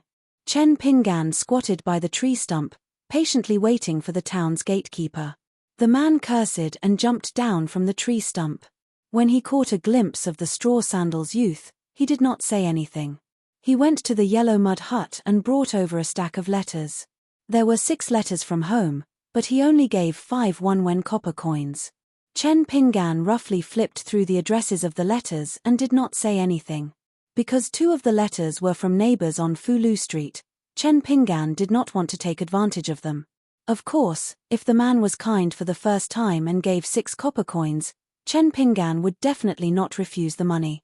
After Chen Pinggan thought about the order of sending the letters, he casually asked, "Waiting for someone?" The man glanced at the wide road to the east and said angrily, "Waiting for me."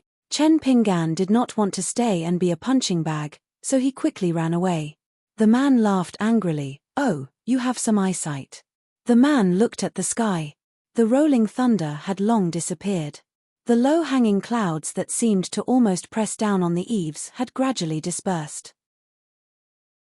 The man sat down on the tree stump and sighed, "When immortals fight, mortals suffer." 6 letters, 1 from each of the 4 surnames Lu, Li, Zhao, and Song on Fulu Street. There were 2 letters in Peachleaf Alley. Coincidentally, one of them was a letter from the amiable old man from before. What was more coincidental was that the person who opened the door to receive the letters was also the old man. After seeing that it was Chen Pinggan, the old man recognized the straw sandals youth and joked, "Child, are you really not coming in for a drink?" Chen Pinggan smiled shyly and shook his head. The old man was not surprised. He only took out a handful of copper coins from his sleeve and handed it to Chen Pinggan. He explained with a smile, "Today, there is a good thing in the family. This is a bit of money. It's just for luck. It's not much, just a dozen copper coins. So you can rest assured and take it." Chen Pinggan took the copper coins and smiled, "Thank you, Grandpa Wei." The old man nodded and suddenly said, "Child, recently, when you have nothing to do, you can often sit under the locust tree. If you see locust tree leaves and branches on the ground, you can take them home and put them there. They can protect you from ants, insects, and centipedes. How good is that? You don't have to spend money." Chen Pinggan bowed to the old man at the bottom of the stairs to thank him. The old man smiled happily, "Go, go. A year's plan is in the spring. It's definitely a good thing for a young man to exercise his muscles and bones." The young man ran away from the Peachleaf Alley on the Bluestone Street. The old man stood in front of the door for a long time, looking at the peach trees on both sides. A young maid with a graceful figure came to the old man's side and whispered, "Old ancestor, what are you looking at? It's cold outside. Don't catch a cold." The maid had served the old man for many years.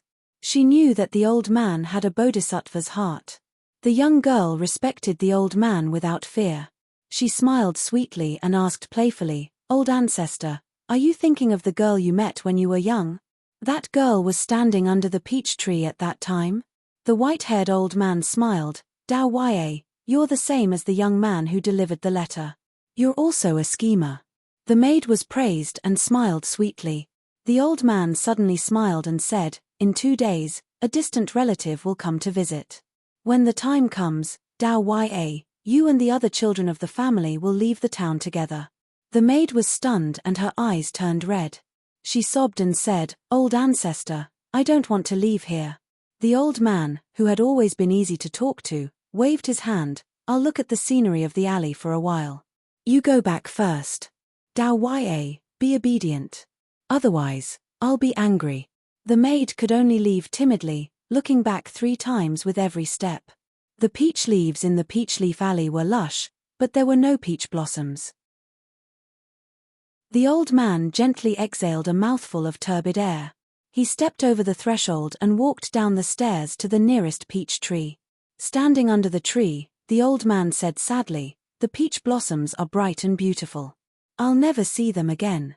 The old man looked back at his house and murmured, "The town is blessed by the heavens. It's not compatible with the great Tao. Back then, the saints changed the world and allowed us to enjoy a good fortune for 3,000 years.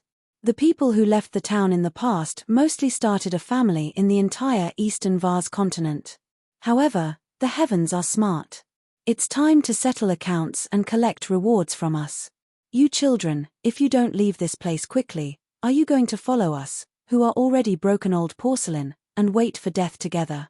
You have to know that death can be big or small. Our town has several thousand people. If we die, it'll be a big death. We won't even have a next life.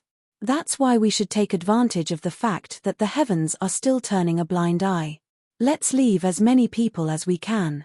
The old man stretched out his withered hand and supported himself on the peach branch. "There's a will, there's a will. Let's hope the heavens don't let us down." At some point, the grandmother of the young scholar Zhao Yarrow, an old woman with a walking stick, had walked over. An old man with one foot in the grave is still so naive. It's like this old lady is wearing rouge. You're really repulsive. Is this calamity something that can be changed by your kindness? The old man's gaze was somewhat absent-minded. He looked at the old woman with the same snow-white hair and said inexplicably, "You've come." The old woman was stunned at first, but then she flew into a rage out of humiliation. She swung her walking stick at him. "Shameless old thief, you still dare to talk nonsense at your age." The walking stick fell on him like raindrops. The old man had no choice but to flee, but he laughed heartily. The old woman stood under the peach tree, still angry. She regretted being soft-hearted and coming to Peach Leaf Alley. Finally, the old woman raised her head and looked at the peach leaf that had sprouted tender buds. The old woman walked back to Fulu Street step by step, her walking stick tapping on the bluestone pavement again and again. A peaceful town that had flourished for 1,000 years. Who would have thought that in the end, there would only be pitiful people without a next life? Was there really no chance of survival? The stream was getting shallower, the well was getting colder, the old pagoda trees were getting older, the iron locks were rusty, and the big clouds were hanging low. There were no peach blossoms on the peach leaves this year.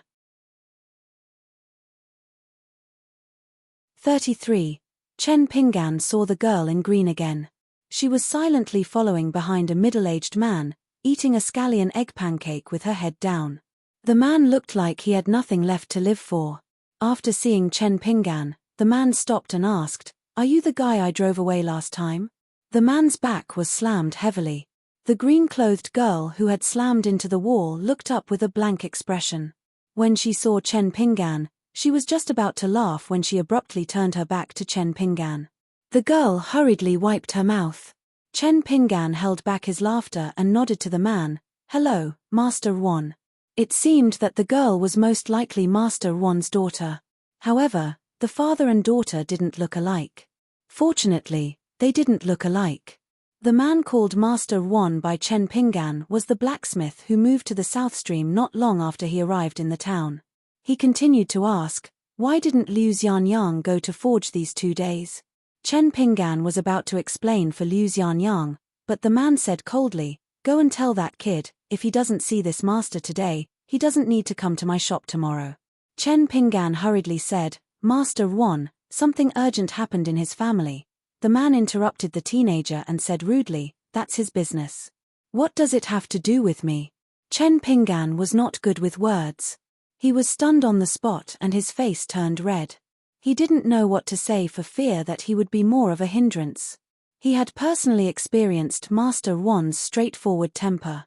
The girl in green tried to help Chen Pinggan, but she was taught a lesson by the man who knew her best, "Eat your pancake." The girl who was full of grievances suddenly sped up and stepped on the man's foot. Then she disappeared in an instant. The man sighed and ignored Chen Pinggan and continued to walk. Chen Pinggan also sighed. He ran to the breakfast shop and bought a basket of 6 steamed buns before rushing to Mud Bottle Alley. When he arrived at his house, he saw Liu Xianyang squatting on top of the wall, half of his body leaning towards Song Jisin's courtyard. He was eavesdropping very attentively. Sometimes, Chen Pinggan also felt that Liu Xianyang deserved a beating. He could only remind him, "I just saw Master Wan. He asked you to go to the blacksmith shop to help out today. He also said that if he didn't see you today, he would fire you." Liu Xianyang said absent-mindedly, "What's the hurry? It's hard to find an apprentice like me who is nimble and hardworking. Even if Master Wan said something harsh, it's fine to go tomorrow." Chen Pinggan shook his head and said, "I'm sure that Master Wan is not joking." Liu Xianyang said irritably, "I'll go later. Don't delay my work." Chen Pinggan brought breakfast to the black-clothed girl. He directly gave Liu Xianyang 3 steamed buns and only bit one for himself. Liu Xianyang finished all the steamed buns in a few bites. He wiped his mouth and whispered, "Just now, a guest came to Song Jisin's house. At first glance, I can tell that he's a big shot. If I'm not wrong, he should be the current supervisor of the official kill. When he wore the official uniform to our dragon kill, Old Man Yarrow thought that you bunch of useless apprentices were an eyesore and didn't let you show your face at all. I'm different. Old Man Yarrow even asked me to show him what a jumping knife is." Chen Pinggan smiled and said, "The new supervisor cares more about Song Jisin. This is something that everyone in town knows. Why are you being so suspicious?" Liu Xianyang said worriedly, "Song Jisin is a pretty boy. He definitely can't compete with me. But if GQ falls in love with this extraordinary official, my chances of winning are not big. At that time, your future sister-in-law will run away with him. What will I do? What will you do?" Chen Pinggan directly walked back into the house. He left Liu Xianyang squatting on the wall, feeling sorry for himself. The black-clothed girl sat at the table with her back straight. She held the hilt of her sword with one hand as if she was facing a great enemy. Sweat seeped out of her forehead. This was the first time Chen Pinggan had seen the girl like this. Although her body was tense and full of vigilance, her eyes were bright and eager. Chen Pinggan retreated to the door. She asked, "Do you know the identity of the guest next door?" Chen Pinggan replied, "I heard Liu Xianyang say that he's our town's current supervisor of kill affairs. He's quite amiable. Just now at the entrance of the alley, he even made way for me." The girl sneered, "This kind of person is scary." Chen Pinggan was puzzled. She asked, "When a person walks on the side of the road and sees an ant, will he step on it?" Chen Pinggan thought for a moment and replied, "Jiyu can definitely will. He often uses water to water the ant's nest or uses stones to block the exit of the ant's nest. When Liu Xianyang is in a bad mood, he probably will too." The black-clothed girl was speechless. Chen Pinggan grinned, "Actually, I understand Miss Ning's meaning." She asked in surprise, "Really?" Chen Pinggan nodded, "I think Miss Ning's words have two meanings. The first meaning is that in the eyes of outsiders like you, the people of our town, are all ants crawling under your feet. The second meaning is that among outsiders, there are differences in status. Fu Nanhua and Cai Qinqian are young children like Jiyu Kan, so they feel that controlling the life and death of ants is interesting or annoying. But the official who came to our mud bottle alley is different. His words and actions are in line with his status, so he's especially polite." "Miss Ning, right?" the girl asked, "How did you figure it out?" The youth jokingly replied, "After I came back with my life, my brain seems to have become sharper." The black-clothed girl solemnly asked, "Before you died, what did you see?" "I didn't see anything." Chen Pinggan was a bit confused, but he still answered honestly, "Actually, in that alley, I didn't think much from the beginning to the end. Miss Ning, it's better if you ask Fu Nanhua and Cai Qinqian this question. They might be able to see something." She coldly snorted, "Yo, you talk big." After saying this, she stared at the straw-sandaled youth for no reason. Chen Pinggan was flustered by her stare. "What's wrong?" The girl frowned and was a bit annoyed. She muttered to herself in the dialect of her hometown, "My family's swordsmanship, whether it's the swordsmanship or the methods used to refine the body and spirit, are all unique secrets. I haven't learned all of them, so how would I dare to teach others? Moreover, I haven't learned those superficial things from other places. Otherwise, I would be able to show him the way. Even if it's just to strengthen his body and prolong his life, that would be good. Now, where do you want me to find a secret manual with the lowest requirements?" The girl's eyes lit up. "Robbery? No, it's not robbery. It's finding someone to borrow a secret manual. You have to return what you borrow." Unfortunately, her face quickly dimmed and she hatefully said, "Damn old eunuch. Just you wait. See if I don't turn your palace upside down." She had a sad face and sadly said, "Do I really have to find the swordsmith surnamed Wan? I'm good at killing people since I have 40 to 50% of my mother's skills. But I'm really not good at asking people for help." The straw-sandaled youth sat on the doorstep and looked at the girl named Ning Yao. She talked to herself, her face constantly changing like the clouds in the sky. A handsome man in a white robe and a jade belt stood in Song Jisin's room. He looked around and slightly frowned. That surnamed Song arranged such a shabby place for you. Song Jisin pursed his lips and didn't say anything. The maid, Ji Kyu, had already hidden in a side room. According to the most popular rumor in town, the previous supervisor, Song Jisin, was not good at his job and couldn't make the tribute porcelain that the court was satisfied with. Relying on his hard work, he left behind a covered bridge and returned to the capital to take up his post. Of course, he also left behind Song Jisin, his illegitimate son, and only bought him a personal maid to take care of his daily needs. Then, he entrusted him to his good friend, the new supervisor who replaced him. It was said that his surname was also Song. But as for the truth, the person involved couldn't see clearly. Bystanders might not know. Song Jisin himself also didn't know what kind of relationship this person in front of him had with that man surnamed Song. Were they close colleagues in the court? Were they classmates and good friends in the past? Or were they enemies of the other factions in the capital? Before Song Jisin left, he mentioned a few words that after the new supervisor arrived in town, he would soon bring the two of them out of town and rush to the capital. He requested that Song Jisin be extremely respectful and not neglect him in the slightest. Song Jisin didn't have a good impression of this domineering man in front of him, probably because he hated the house and its crow. The confidence he showed in front of the maid, Ji Kyu, and the calmness he showed about leaving his hometown was just a youth's pride. The man smiled and said, "Forget it. That sour scholar surnamed Song has always had a cautious personality. He's not like a man, but more like a woman. Otherwise, I wouldn't have let him come here to take care of you." Song Jisin's eyebrows were gloomy. The man casually glanced at the large box in which the youth stored his items. He curled his lips and said with disdain, "Before coming here, I've already met Fu Nanhua from Old Dragon City. He's really unlucky. His Dao heart almost collapsed here. You can continue your business with him as usual. You're responsible for your losses. I won't get involved in this kind of trivial matter. But before you leave, you have to come with me to the covered bridge and kowtow a few times. After that, there's nothing for you to do. Come home with me, do what you should do, sit in the seat you should sit in, and do your duty. It's that simple. Do you understand?" "Of course I understand. Lord Song's words aren't obscure." The youth sneered and said, "But why?" The man smiled. He turned around and looked at the youth for the first time.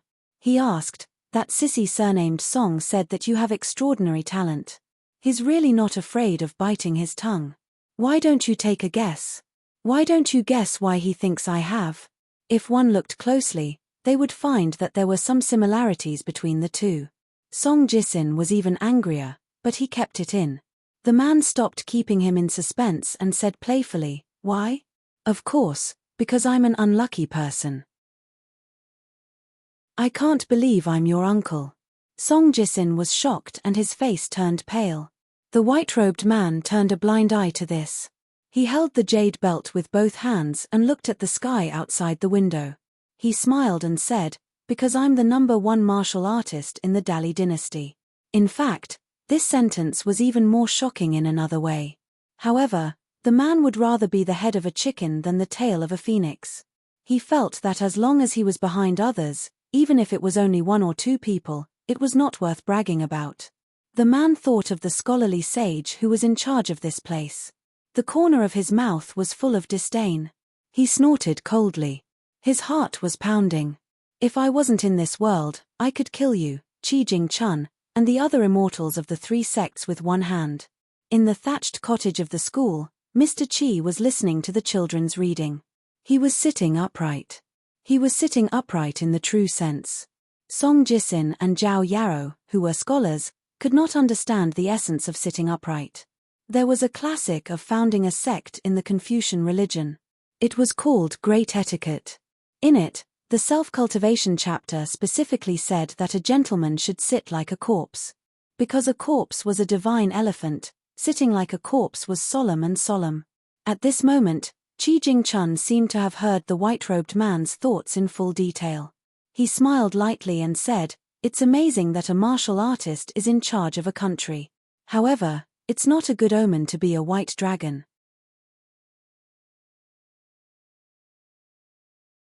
34. Footsteps came from the door of Song Jisin's house. Liu Xianyang was about to jump off the wall, but he heard the voice before he saw the person. Someone asked with a warm smile, "Are you the apprentice of old Yarrow at the entrance of Baoshi Kill? Is your surname Liu?" It was the supervisor of kill management who wore a white robe and a jade belt. He strode over the threshold and looked at the wall with a smile. Liu Xianyang's body stiffened and he found that he didn't have the strength to jump off the wall. He smiled guiltily and said, "Sir, it's me. When you came to our dragon kill to open the kill, my master asked me to show you some work." The man nodded and looked at the tall teenager. He asked directly, "Young man, do you want to go outside and have a look? For example, you can join the army and fight in the battlefield. I promise you that as long as you can survive 10 years, you will be a high-ranking official. At that time, I will personally hold a banquet for you in the capital to celebrate. How about it?" Song Jisin, who was standing behind the man, had a gloomy face. He clenched the jade pendant that Fu Nanhua gave to the old dragon to make rain. This scholar, who had been called illegitimate child and bastard for many years, now knew the real identity of the man beside him. Therefore, the teenager understood the weight of the man's words. The words "personally hold a banquet" would be the most powerful life-saving talisman in Dali and the longest ladder in the officialdom. Liu Xianyang racked his brain to think of some sour words and stammered, "Thank you for your kindness, supervisor. I am so sorry. But I have already promised to be the apprentice of Master Wan's blacksmith shop. I can't go back on my words." "I hope you won't, forgive me." The words that the tall teenager wanted to say were stuck in his throat. He couldn't remember them no matter how hard he tried. He was so anxious that his face turned red. Song Jisin seemed to be considerate as he reminded him, "It's a great person who doesn't bear grudges against a petty person." The white-robed man dismissed it with a smile. "It doesn't matter. When you have a chance to leave the town one day, you can go to the nearest Danyang mountain pass and find a warrior named Liu Linshi. Tell him that Song Changjing from the capital recommended you to join the army. If he doesn't believe you, you can tell him that you, Liu Linshi, still owe him 30,000 heads of the Great Sway's cavalry." Liu Xianyang nodded and said, "Okay."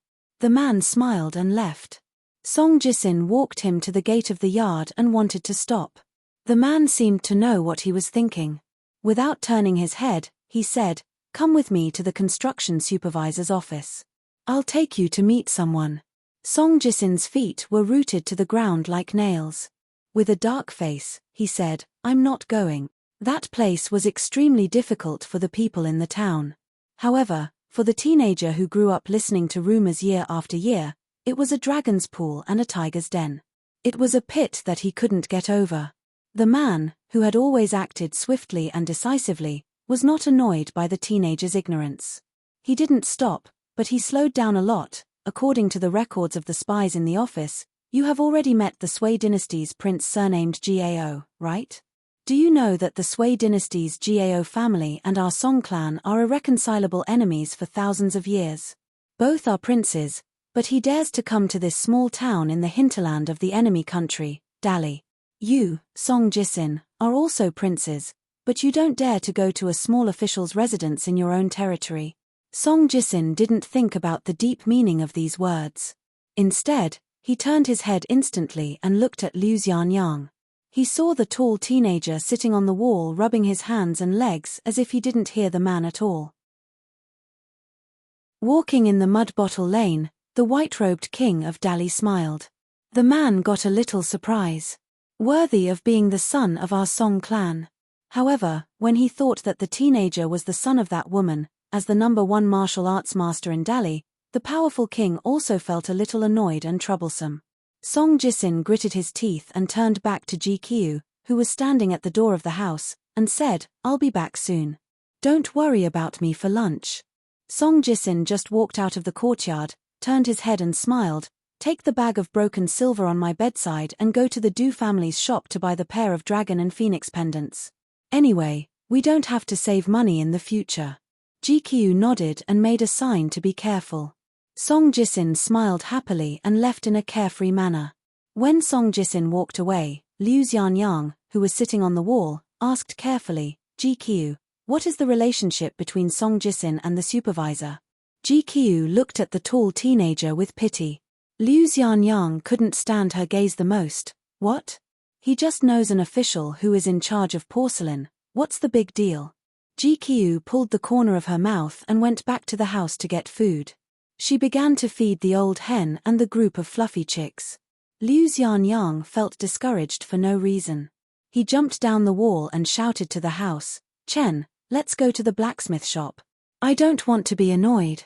The girl's back was facing the neighboring house's courtyard.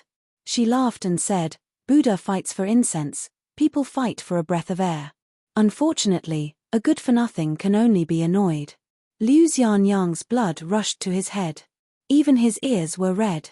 He walked to the yellow mud wall and punched the wall heavily. Wang Zhu, I dare you to say it again. The maidservant threw away all the corn and vegetable leaves, clapped her hands and turned her head with a smile. Who do you think you are? You want me to say it? Liu Xianyang looked at the girl who was becoming more and more beautiful. He was speechless. His heart felt empty, as if a porcelain bowl had fallen to the ground. Chen Pinggan had already been standing at the door for a long time. When he saw this scene, he quickly walked to the courtyard and said softly, let's go. The two youths walked side by side in the alley. The tall teenager suddenly asked, Chen Pinggan, am I a good-for-nothing? Chen Pinggan thought for a moment and said seriously, the neighbors in the alley all say that my mother is very good.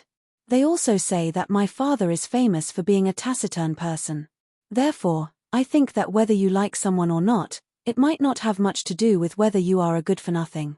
Liu Xianyang's face was sad. Then I'm even worse. Even if I work hard to build a dragon kill in the future, or learn all of Master Wan's craftsmanship, she still won't like me. Chen Pinggan tactfully shut his mouth to avoid adding fuel to the fire. Chen Pinggan walked in the familiar alley and suddenly remembered a scene. In his early years, he followed Old Man Yarrow along the stream into the mountains. He saw a small elk drinking water by the stream. It wasn't afraid to see him. After it drank the water, it lowered its head and looked at the stream, not leaving for a long time. In addition to the reflection of the elk on the surface of the stream, there was also a wandering fish in the water. Before leaving the ancestral home, Miss Ning advised him that since he had a locust tree leaf, he should leave the town as soon as possible. With the locust tree leaf's invisible protection, there shouldn't be too big of an accident. It was best not to stay in the town for too long because she didn't know if Liu Xianyang's matter would affect Chen Pinggan. However, Chen Pinggan insisted that he had to see Liu Xianyang being accepted as a disciple by Master Wan with his own eyes before he could leave with peace of mind. Because if it wasn't for Liu Xianyang, he would have starved to death.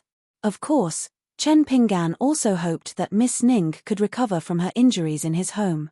However, he didn't dare to say it because he was afraid she would think he was being frivolous. Chen Pinggan suddenly asked, the armor your grandfather left you, will you never sell it to an outsider? Liu Xianyang said with a face full of righteousness, nonsense, of course I won't sell it even if I die. He punched the shoulder of the young man beside him and joked, I'm not a money grubber like you. The tall young man held the back of his head with both hands. Some things can be earned with money if you don't have them now, but some things are really gone in this life. Chen Pinggan said to himself, I understand. When they were about to reach the entrance of Mud Bottle Alley, Liu Xianyang cursed. Chen Pinggan put away his thoughts and looked up. Suddenly, his heart felt heavy. It was Lu Zhengchun, the eldest son of the Lu family on Fulu Street.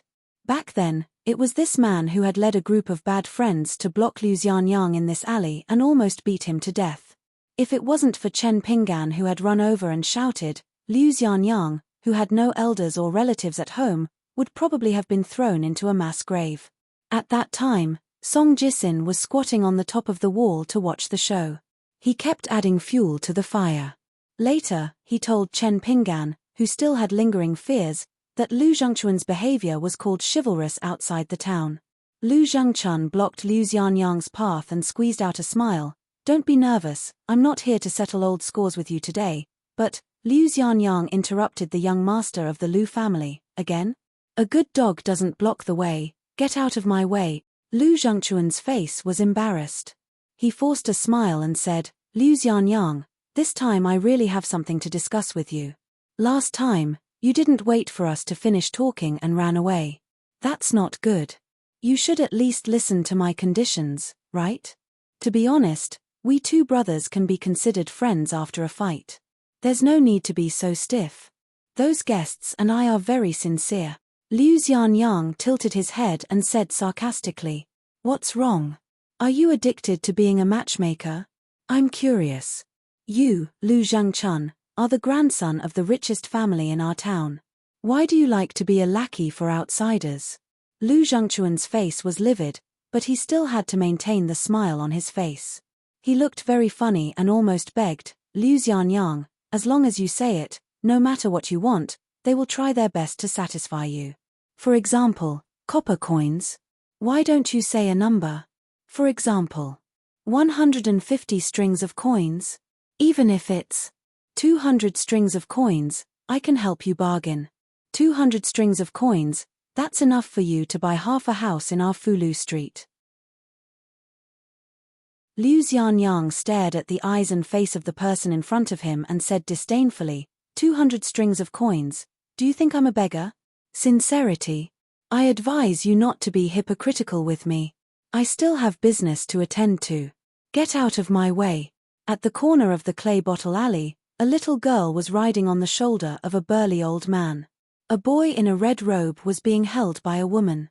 He should have been at an innocent age, but his face already had a sinister expression that didn't match his age. He said in the language of his hometown, Isn't this Lu family too stupid? What's the use of it? The woman shook her head and said softly with a smile, When you're doing favors to others, you have to know how to deal with them. When talking about business, if you want to profit the most, you should be like Lu Zhengchun and test the bottom line of the other party's psychological price. The child was puzzled and said, Is it so troublesome to do business with these natives? The woman smiled and said, Human nature is complicated, and people's hearts are dark. It's not based on the level of cultivation. People from small places, even if their knowledge is shallow, they're not all fools. If you have such thoughts, you'll suffer losses sooner or later. The child said, Mother, you're familiar with people's hearts. Why don't you just talk face to face? The woman explained patiently, Look at what we're wearing. No matter which shop you go to, as long as the seller is slightly shrewd, they won't be able to resist the urge to rip off their customers. The child sighed, It's just that we're so shy, it's too uncomfortable. The woman squatted down and held the child's cheeks with both hands. She looked at the face that resembled his father and said seriously, Remember, cultivating the heart is also a part of cultivation. Favorable conditions cultivate strength, adverse conditions cultivate the heart. You can't do without either. The child shook his head and broke free from the woman's hands. He said angrily, This empty reasoning again. It's so annoying. The woman was a little helpless, but she did not continue to teach him the truth. She only felt that her child was talented and had a good foundation. He also had the backing of two families, so he still had a long way to go in the future. Although his temperament was a little paranoid and gloomy, it could be stewed slowly. Pulling up seedlings to help them grow was the biggest mistake. Listening to the boring conversation in the alley, the little girl was a little worried. Grandpa White Ape, what should we do if that person refuses to sell anything? The old man with his hands on his knees smiled and said, Then let him die. I came here to deal with this worst-case scenario. Otherwise, that money would be equivalent to going down the drain. There wouldn't even be a sound. However, when the time comes, Mrs. Safety will be a little troublesome. I reckon we'll have to entrust it to the Song family or the Li family. Putting everything else aside, if he were to kill someone, although the old man would be banished by the saints, compared to silently going down the drain, it was like throwing a stone into the water. At least there would be some splash.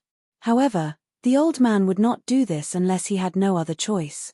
After all, no matter how significant the sword scripture was and how precious Zhengyang Mountain was, it was still far inferior to the immortality path of the young lady on his shoulders. At least to the old man, That was what he thought. The Liu family was the head of the small town's 4 families and 10 clans. However, if it was outside, it would be the opposite. In fact, the Liu family was at the bottom. After the Liu family's main ruling dynasty was destroyed by Dallas' 2 major border armies, the Liu family's position in the eastern Aquarius continent was in jeopardy. On the other side of the alley, Liu Xianyang listened to Lu Zhengchun talk about high positions and generous salaries. He felt like he was facing a Song Jisin that had fallen from a bookcase. He was particularly annoyed. He took a step forward and pointed at Lu Zhengchun's nose, saying resolutely, "That armor is my Liu family's ancestral heirloom. It has nothing to do with money. Even if you ask me to move to your house today, I won't care if you, Lu Zhengchun, call me grandpa every day from now on. Lu, do you hear me?" Standing alone at the entrance of the clay bottle alley, Lu Zhengchun stared at this unscrupulous person in front of him. Obviously, he had nothing to lose and was not afraid of wearing shoes. The young master of the Liu family even had the thought of killing himself here. Previously, he acted as a lobbyist at the covered bridge and blocked Liu Xianyang's way to the blacksmith shop. However, he failed at the beginning. When he returned to the house on Fulu Street, his grandpa greeted those high and mighty guests. He calmly called him to the secret room. He didn't say anything harsh, nor did he boast about the family's great business. He just pointed at the corpse under the white cloth. "Zhengchun, Grandpa doesn't have any other request. I just hope that your brother won't die in peace. I hope that on the 7th day of his death, you will have already left the small town. Just treat it as seeing the scenery outside for him." Lu Zhengchun's eyes suddenly became wet. He choked and said with a trembling voice, "Liu Xianyang, I beg you, okay?" Liu Xianyang was stunned. This young man who lived a luxurious life became more and more fragile and helpless. His lips trembled, and he sobbed, "Okay? I will kneel in front of you. I will apologize to you. Okay?" Plop. Lu Zhengchun firmly knelt on the muddy ground of Clay Bottle Alley and began to kowtow. A man has gold under his knees. The young man kowtowed without hesitation. Bang, bang, bang. At the foot of the outer wall of Clay Bottle Alley, the little girl gently kicked the old man's chest with her feet. She thought about the mountains she saw along the way. She wanted to choose which one to move back to her hometown. The boy was somewhat gloating. He casually asked, "Mother, is this surnamed Lu crazy? Are we really going to take a lunatic out of the small town in the future? How shameful would that be?" The woman's expression was complicated. She thought of many strange people she had witnessed with her own eyes. She wanted to say something but hesitated. In the end, she shook her head and said, "No." Liu Xianyang was somewhat at a loss. The tall teenager never thought that Lu Zhengchun would do such a thing. The eldest grandson of the richest family in the small town was kneeling in front of his feet and kowtowing. Liu Xianyang's face was tangled. At this moment, the straw sandals teenager who had been observing Liu Xianyang and Lu Zhengchun suddenly pulled his sleeve and gently shook his head. Liu Xianyang couldn't bear it and said, "This is too outrageous." The determination in Chen Ping'an's eyes was self-evident. The careless tall teenager was already showing signs of softening. However, the straw sandals teenager who was a good person in the eyes of the black-clothed girl seemed extremely cold-hearted at this moment. Chen Ping'an's intuition told him that if Liu Xianyang agreed to this deal before Lu Zhengchun knelt, he might suffer a little at most, but his life would not be in danger. But now, Liu Xianyang was in the same predicament as before. At that time, if Mr. Qi had not intervened, his fate would have been to kill Fu Nanhua and then be killed, either by the people of Yunxia Mountain or Old Dragon City. What was even more fatal was that according to the rules Miss Ning told him, if Lu Zhengchun himself was from a small town, if he or the Lu family wanted to kill Liu Xianyang, it was very likely that Mr. Qi would not be able to stop them. Chen Ping'an's thoughts turned. While Lu Zhengchun was still desperately kowtowing, he lowered his voice and said to Liu Xianyang, "If you really can't do it, pretend to agree to him. We'll see Master Wan first and talk about it after you're accepted as a disciple." Liu Xianyang nodded and said to Lu Zhengchun, "Bro, you should get up first. Get up and talk. What the F***ck are you doing?" Lu Zhengchun did not get up. He raised his head, his red and swollen forehead covered with dirt. Liu Xianyang said helplessly, "But you need to go back first and discuss with them.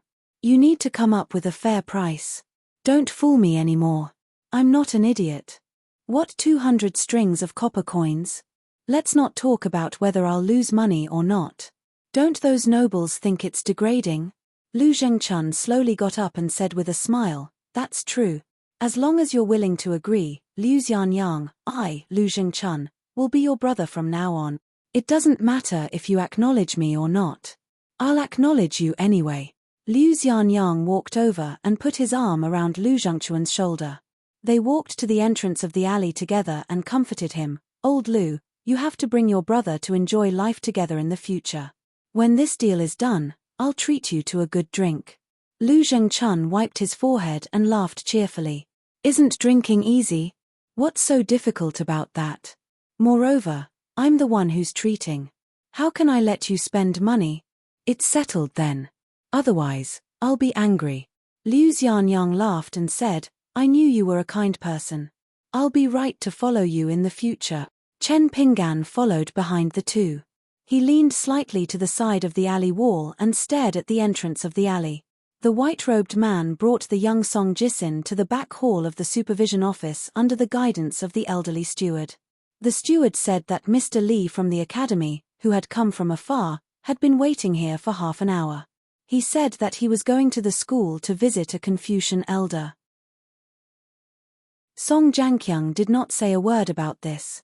He only asked, "Have you found out who the assassin who died in the alley is?" The steward was hesitant. Song Jianqiang frowned and said, The elderly man hurriedly bowed and said in fear, "It's the Song family from Fulu Street." Song Jianqiang sneered and said, "You don't know how to give me a little surprise." The elderly steward was sweating profusely. Song Jisin was silent, but his eyes were burning. In the school, Qi Jingchun gently put down his book and turned to look. A handsome young man in a laurel scholar's robe was standing at the door. He smiled but did not say a word. Qi Jingchun's face was calm and serious. In the town, a bald man in strange clothes walked barefoot. He looked haggard and came to the iron lock well. He looked at the deep well, put his palms together and closed his eyes. He whispered, "A bowl of water in Buddha's view, 108,000 worms." Outside the town, on the top of a mountain, someone stood on a thick branch of a towering ancient tree. He looked at the outline of the town, with a tiger tally hanging on his waist and a long sword on his back. Outside this world, on a long road that inclined upward, as if it was connected to the sky, there was no scenery in sight. A young yellow-crowned Taoist nun rode a white deer and slowly climbed up. Beside her was a Taoist priest with a jade-like face. His steps were light like flowing water. There were two big fish with long whiskers, one red and one green, swimming around him. Confucianism, Taoism, and soldiers, the three religions and one family, were about to gather in the town. In the blacksmith shop by the stream in the south of the town, a father and daughter were forging. Sparks flew like a gorgeous fire rain. The man held a sword embryo and said to the ponytailed girl who was hammering, "Don't go to the town during this period." The strength of the girl's hand immediately weakened. She felt that all the strength in her body had slipped away with the snacks in the town. The man laughed angrily and said, "Useless." The girl turned her grief into strength. She hammered heavily on the red sword. Under the bright sparks, the girl was like a fire god descending to the world.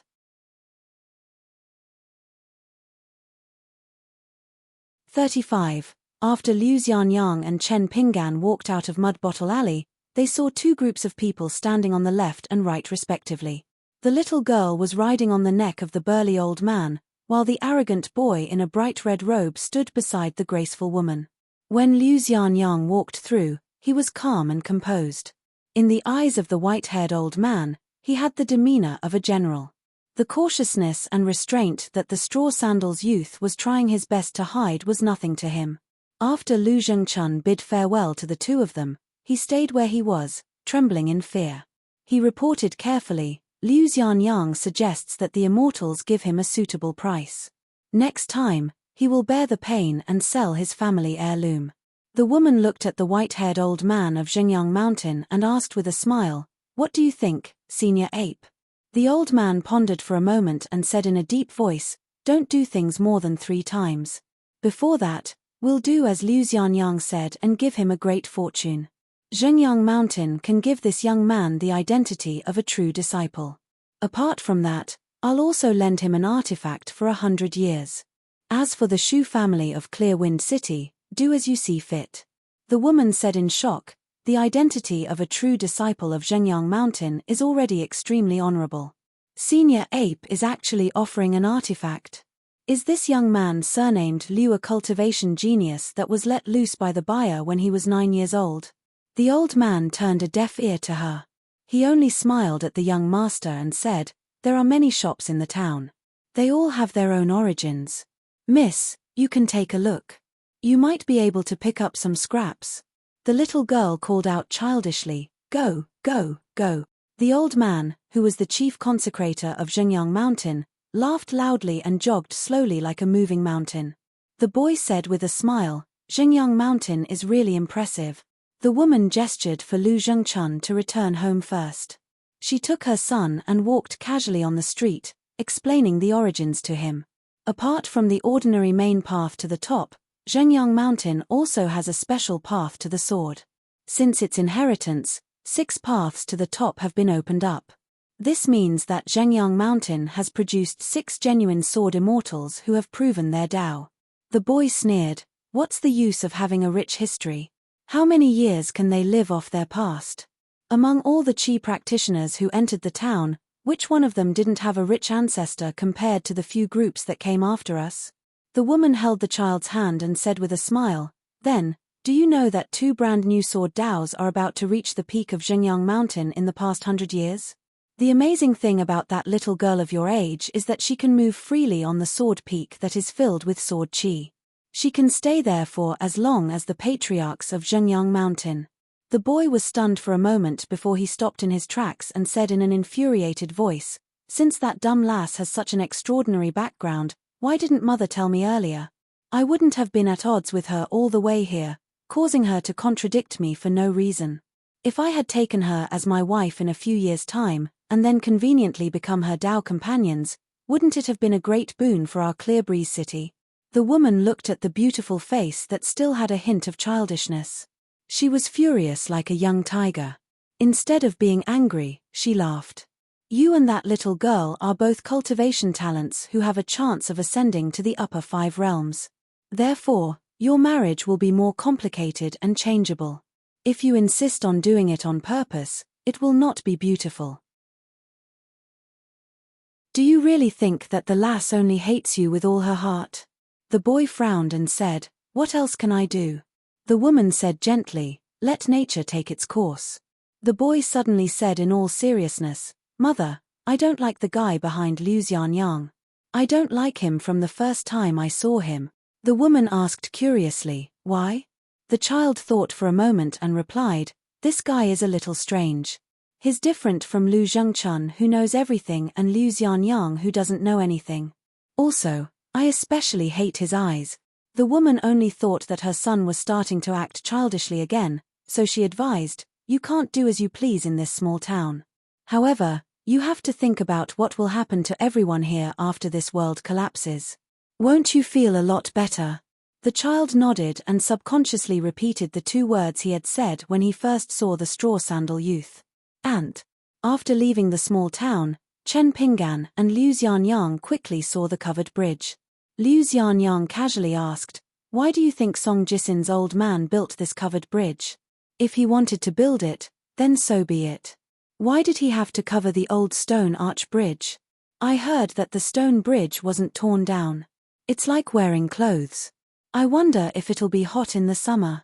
Ha ha ha." At the end of his sentence, the tall youth was amused by himself. At the end of the covered bridge hung a plaque with golden words.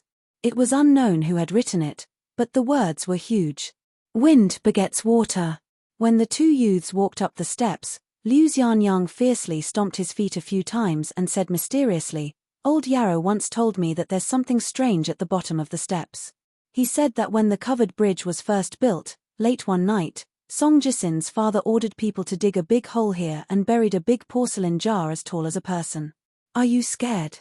Chen Pinggan said unhappily. What's there to be scared of? The two walked into the shady covered bridge.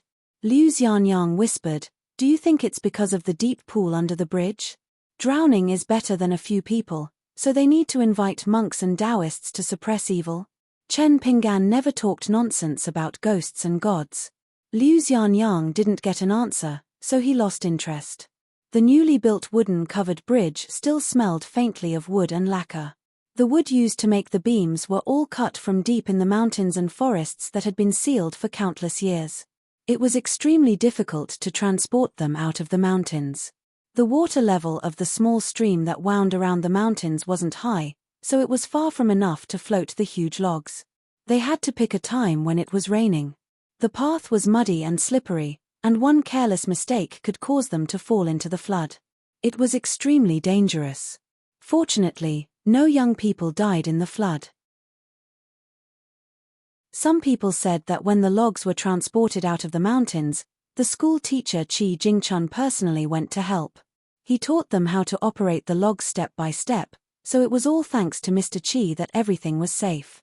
When they reached the northern steps of the covered bridge, Liu Xianyang suddenly sat down on the huge bluestone. Chen Pinggan had no choice but to squat beside him. Liu Xianyang smiled and asked, if it wasn't for me, would you and Song Jisin have become good friends? Chen Pinggan shook his head and said, maybe a little, but not by much. Liu Xianyang asked curiously, why? You two are neighbors and about the same age. To tell you the truth, Song Jisin likes to drop bookcases and speaks harshly, but he doesn't seem to have done anything outrageous. You have a good temper, so why can't he be friends with you? Chen Pinggan smiled and said, let's not talk about this. When we get to the blacksmith shop, don't be sloppy. Whether or not you can keep your family's armor depends on whether or not you can become Master Wan's disciple. I know. Chen Pinggan, to tell you the truth, you really have to change this nagging temper of yours. Otherwise, I'll be annoyed to death by you. Liu Xianyang fell backwards, the back of his head resting on the top step of the covered bridge. He looked up at the blue sky and said, you've walked very far with old Yarrow and climbed very high up the mountain. How far can you see the scenery? Chen Pinggan casually pulled out a stalk of licorice, brushed off the dust, and put it in his mouth to chew. He said vaguely, the furthest I went was probably 3 years ago. I went back and forth with old man Yarrow for about 10 days. We went around more than 10 forbidden mountains and finally arrived at a very strange mountain. It was so tall that it was frightening. You might not believe it, but when we climbed halfway up the mountain, all you could see was clouds and mist. In the end, old man Yarrow and I finally reached the top with great difficulty, but in the end, Liu Xianyang waited for a long time, but didn't hear him continue. He turned his head and said with a smile, no one lifts their crotch like you when they're halfway through taking a dump. Chen Pinggan was a little sad. He said softly, you also know that old man Yarrow has a very bad impression of me. He almost never talks to me, nor is he willing to teach me the real skills of making porcelain. Every time we go into the mountain, old man Yarrow doesn't like to talk. Usually, from the time we go into the mountain to the time we return to the dragon kill, he doesn't say much. But that time when we reached the top of the mountain, old man Yarrow was probably in a good mood, so he said a little more. He said that he wanted me to see the scenery over there and that it was okay if I saw it, but after we went down the mountain, I shouldn't talk too much. Liu Xianyang comforted him, it's not that I want to put in a good word for old man Yarrow. He doesn't like you, but he doesn't hate you either. He has a bad temper with everyone, but he's a little better when he's with me. Chen Pinggan nodded and said, so, in fact, I've always been grateful to old man Yarrow from the bottom of my heart. Liu Xianyang suddenly said angrily, after talking so much, you still haven't told me what you saw. Chen Pinggan stretched out his hand and pointed to the east. The mountain we climbed is already very high, but when I looked at it from the top of the mountain, there was another mountain in the far east. It was even higher. I can't tell how high it is. Liu Xianyang cursed, isn't it just a tall mountain? King thought you saw an immortal riding on the cloud. Chen Pinggan thought for a moment and said with a look of longing, maybe there really is an immortal on that mountain. Liu Xianyang smiled and asked, Chen Pinggan, do you think immortals also need to eat, drink, and take a dump? Chen Pinggan rubbed his chin. If immortals also need to take a dump, that's quite outrageous. Liu Xianyang fiercely slapped Chen Pinggan's head, then stood up and ran. Aren't immortals taking a dump on top of your head? Liu Xianyang didn't control his strength, and this time, Chen Pinggan was a little dizzy from the hit. He didn't think of chasing after the tall youth and stood up, muttering to himself, Thunder, is it because the immortals are sleeping and snoring? If it's raining, it can't be because the immortals are peeing, right? Then we're too miserable. Chen Pinggan quickened his pace and quickly caught up with Liu Xianyang. After joking around for a while, they finally arrived at the blacksmith shop by the stream. There were already 7 or 8 yellow mud huts and thatched cottages built. In Chen Pinggan's eyes, these were all large amounts of copper coins. There was also a large group of small-town youngsters and young adults digging wells. Most of the people of the same age as Liu Xianyang were apprentices of the Dragon Kill. After losing the porcelain bowl bestowed upon them by the emperor, they could already be considered very lucky to be able to continue to make a living in the blacksmith shop. However, according to Liu Xianyang, most of these people helping out were temporary workers. Master Wan said that he would at most accept a few inner disciples, and the rest would at most become permanent workers. Liu Xianyang waved his hand and said, You wait here. I'll go greet Master Wan and see if he can show you the scene of forging. TSK, if you see his daughter hammering and forging, I guarantee that you'll be scared to death. Chen Pinggan stood in place and didn't move around casually. Looking around, there were already 7 embryonic wells. There were still wheels, frames, and fences left at the mouth of the wells. Some of the wells were constantly being drilled out with dustbands on their heads. Looking at the busy people digging wells, Chen Pinggan habitually squatted down, picked up a handful of soil, and slowly rubbed it with his fingertips. It was moist to the touch, but it wasn't actually water-type soil. On the contrary, it was fire-type soil. However, it belonged to the last type of fire-type soil. According to Old Man Yarrow, it was called 7 moons flowing fire soil. The soil would automatically turn warm and cool. It wasn't too dry and had a strong plasticity. This also meant that when reinforcing the walls of the well, it wouldn't collapse, which was a good thing. Obviously, even if Master Wan wasn't an expert in digging wells, he definitely wasn't an amateur. However, Chen Pinggan didn't quite understand why there were so many wells in such a small place. Chen Pinggan turned his head to look in the direction of the small stream and grinned. In the eyes of the straw sandals youth, this nameless stream was now a treasure trove filled with gold, silver, and copper coins. However, after touching the snake gallstone tonight, Chen Pinggan had to secretly go to Mud Bottle Alley. According to Jiyu Kan's words before he left town, he had to dig under his family's large water tank. Jiyu Kan left in a hurry and didn't say anything. He only said that it was his family's treasure. Even his mother didn't know where he had hidden it. When Chen Pinggan thought of that slug, he wanted to laugh. In the past, Chen Pinggan was Liu Xianyang's follower. He followed Liu Xianyang to catch fish, snakes, and bird nests. After Chen Pinggan became a teenager, he also had a small follower behind him. For the straw sandals youth who had no one to rely on, one was his older brother, and the other was his younger brother. One needed him to repay a debt of gratitude, and the other needed him to take care of him. Therefore, after so many years, Chen Pinggan's life was very difficult, but not bitter.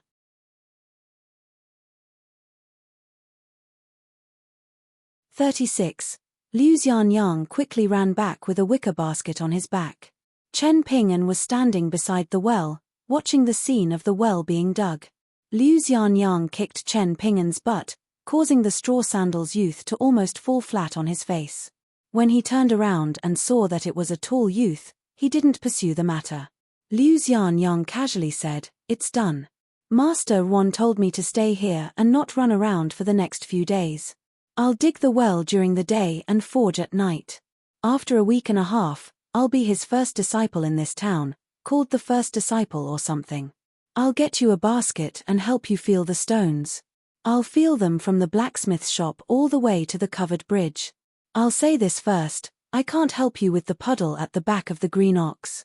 Master Wan said that if I dare to take half a step to the north and west of the covered bridge, he'll break my legs. Liu Xianyang hugged the straw sandals youth's neck and whispered, Master Wan said that the town won't lose anything. He also said that those outsiders follow a very strange rule. They can be fair merchants, swindlers, and even beggars who pick up scraps. The only thing they can't be is sneaky thieves. He said that in this town, the heavens won't sleep or close their eyes, they're watching us. You can say that it's scary, but it's scary. Liu Xianyang suddenly threatened, surnamed Chen, you can continue to live in my house, but don't wait for me to return. You'll have sold my family's armor. Chen Pinggan punched Liu Xianyang's chest, causing the tall youth to quickly let go. He rubbed his chest a few times before he recovered. He scolded, where does a skinny little monkey like a bamboo get so much strength from? Do you think you can increase your strength by walking 100 miles every few days with old man Yarrow, or chopping firewood and burning charcoal in the deep mountains for a few months? Chen Pinggan laughed, anyway, I'll carry a basket of stones and can run back to the town before you. Liu Xianyang squinted his eyes and said, then let's see who can hold their breath underwater the longest. As they neared the stream, Chen Pinggan bent down and rolled up his trousers. He casually said, I'm not going to compete with just one breath.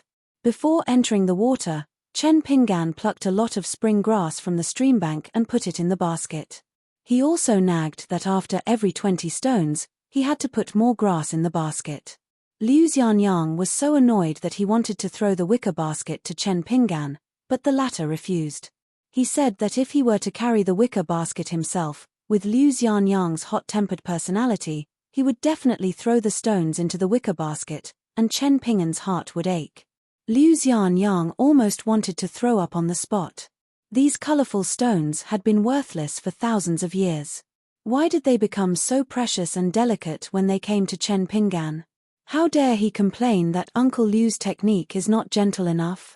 But in the end, the tall youth was still unwilling to go underwater to touch the stones. Chen Pinggan and him went left and right, planning to completely sweep the stream. The water in the stream was still knee-high. In some places, the water level would only reach waist-high. Occasionally, there would be small puddles as high as a person, but most of them were places where large stones gathered. When they reached these places, it was time for Liu Xianyang to show off his skills. He first took off the wicker basket and handed it to the youth squatting on the large stone. He then dived into the water in one breath and took out the snake gallstones he wanted from the gaps between the large stones, or even from the layers of stacked stones. Of course, Chen Pinggan could also do it, but it would be very tiring. It would take far more time and effort than Liu Xianyang. Before he even touched the covered bridge, the wicker basket was already 70 to 80% full. Among them was a dark green snake gallstone. Liu Xianyang had to touch it 3 times at the bottom of a deep pit before he finally found it with great difficulty. It was as big as a palm, mixed with golden specks and ripple-like patterns. The stone was hard and thin, and it was very heavy.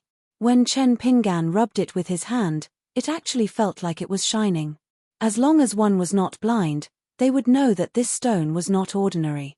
In the end, the 2 youths sat side by side on a large stone in the stream. Liu Xianyang propped his hands on the stone and looked at the slowly flowing stream. He asked, Chen Pinggan, have you ever thought about leaving the town in the future? Chen Pinggan replied, I haven't thought about it yet. Traveling far away requires money, right? And after I leave, what will happen to the house? No one will help me clean it up. What if it collapses one day? Also, my parents' graves require me to frequently pull out weeds. Liu Xianyang said helplessly, why do you always think about so many useless things? It's so boring. No wonder Song Jisin said that you have the life of a ghost going around a wall. You'll never be able to walk out of this crappy place your entire life. Chen Pinggan turned his head and asked with a smile, do you still remember what I told you last time? It's about that tree. Liu Xianyang said unhappily, is it worth making a fuss about a tree growing out of a grave? Besides, that's the grave of another branch of the Chen family. It has nothing to do with you, Chen Pinggan. Chen Pinggan sat cross-legged and sighed softly. I wonder if there are many people with the surname Chen outside the town. Liu Xianyang said, I don't know about those outside the town. I only know that in the town, there are only a few people with the surname Chen. And other than you, they all seem to be the children of the 4 surnames and 10 clans. They have been servants for generations. What's funny is that these people are like cattle and horses in the house, bowing their heads and waists. But as soon as they leave those big houses, they immediately change their attitude when they see people. They love to look down on people. So Old Man Yarrow is right. If you, Chen Pinggan, become a servant one day, then your branch of the Chen family that hasn't moved out of the town will be completely wiped out. According to Old Man Yarrow, there were 2 branches of people with the surname Chen in the town. However, one of them had moved out very early on. Chen Pinggan's branch had flourished before, but this before was too long ago. Even Old Man Yarrow couldn't tell if it was a few hundred years, 500 years, or 800 years, or 1,000 years. Later on, it was divided into several branches, and the number of people became fewer and fewer. Their luck was probably taken away by the branch that moved out. The incense was often cut off, and many of the tombs were gradually left unattended. In addition, the mountains where most of the tombs were located were gradually turned into forbidden mountains by the supervising officials sent by the imperial court. Old Man Yarrow brought Chen Pinggan into the mountains for the last time. When they passed by one of the mountains, he pointed to a place for him to see. He said that was where the ancestor of the other branch of the Chen family was buried. The tomb was on that mountain, and the feng shui there was very good. As for Chen Pinggan's branch, Old Man Yarrow said that even the gods wouldn't be able to find it. In the past few hundred years, the descendants of this branch of the Chen family were all useless. They were all poor people. Other than holding on to not become servants for the 4 surnames and 10 clans, they were completely useless. Chen Pinggan once secretly went to look for the tomb of the ancestor of the Chen family. In the end, he only saw weeds at the place. He also saw many foxes and rabbits, but he didn't see the tomb. Among them, there was a tree that the youth couldn't recognize. It wasn't tall, and was much shorter than the old locust tree in town. The weeds were overgrown, and foxes and rabbits roamed about. It was all alone, and the tree flourished alone. Chen Pinggan shook his head and said, Before my mother passed away, she made me swear that I can be a beggar. Even if I starve to death, I won't be allowed to be a servant for those rich families. Liu Xianyang blurted out, Then before your mother died, didn't she make you swear that you will never be an apprentice at the Dragon Kill? The youth's face dimmed. He didn't refute, nor did he become angry from embarrassment after being exposed. Liu Xianyang felt a little guilty, but he wasn't the kind of person who was willing to say sorry after doing something wrong. He could only pretend that nothing had happened. He stood up and said, let's go dig the well. Right, I'll try to persuade Master Wan to let you come here as a temporary apprentice. At that time, it'll be easier for you to touch the stones. Chen Pinggan said, there's no rush. Let's wait for those 2 groups to give up and leave town. During this time, I'll help you look after the house.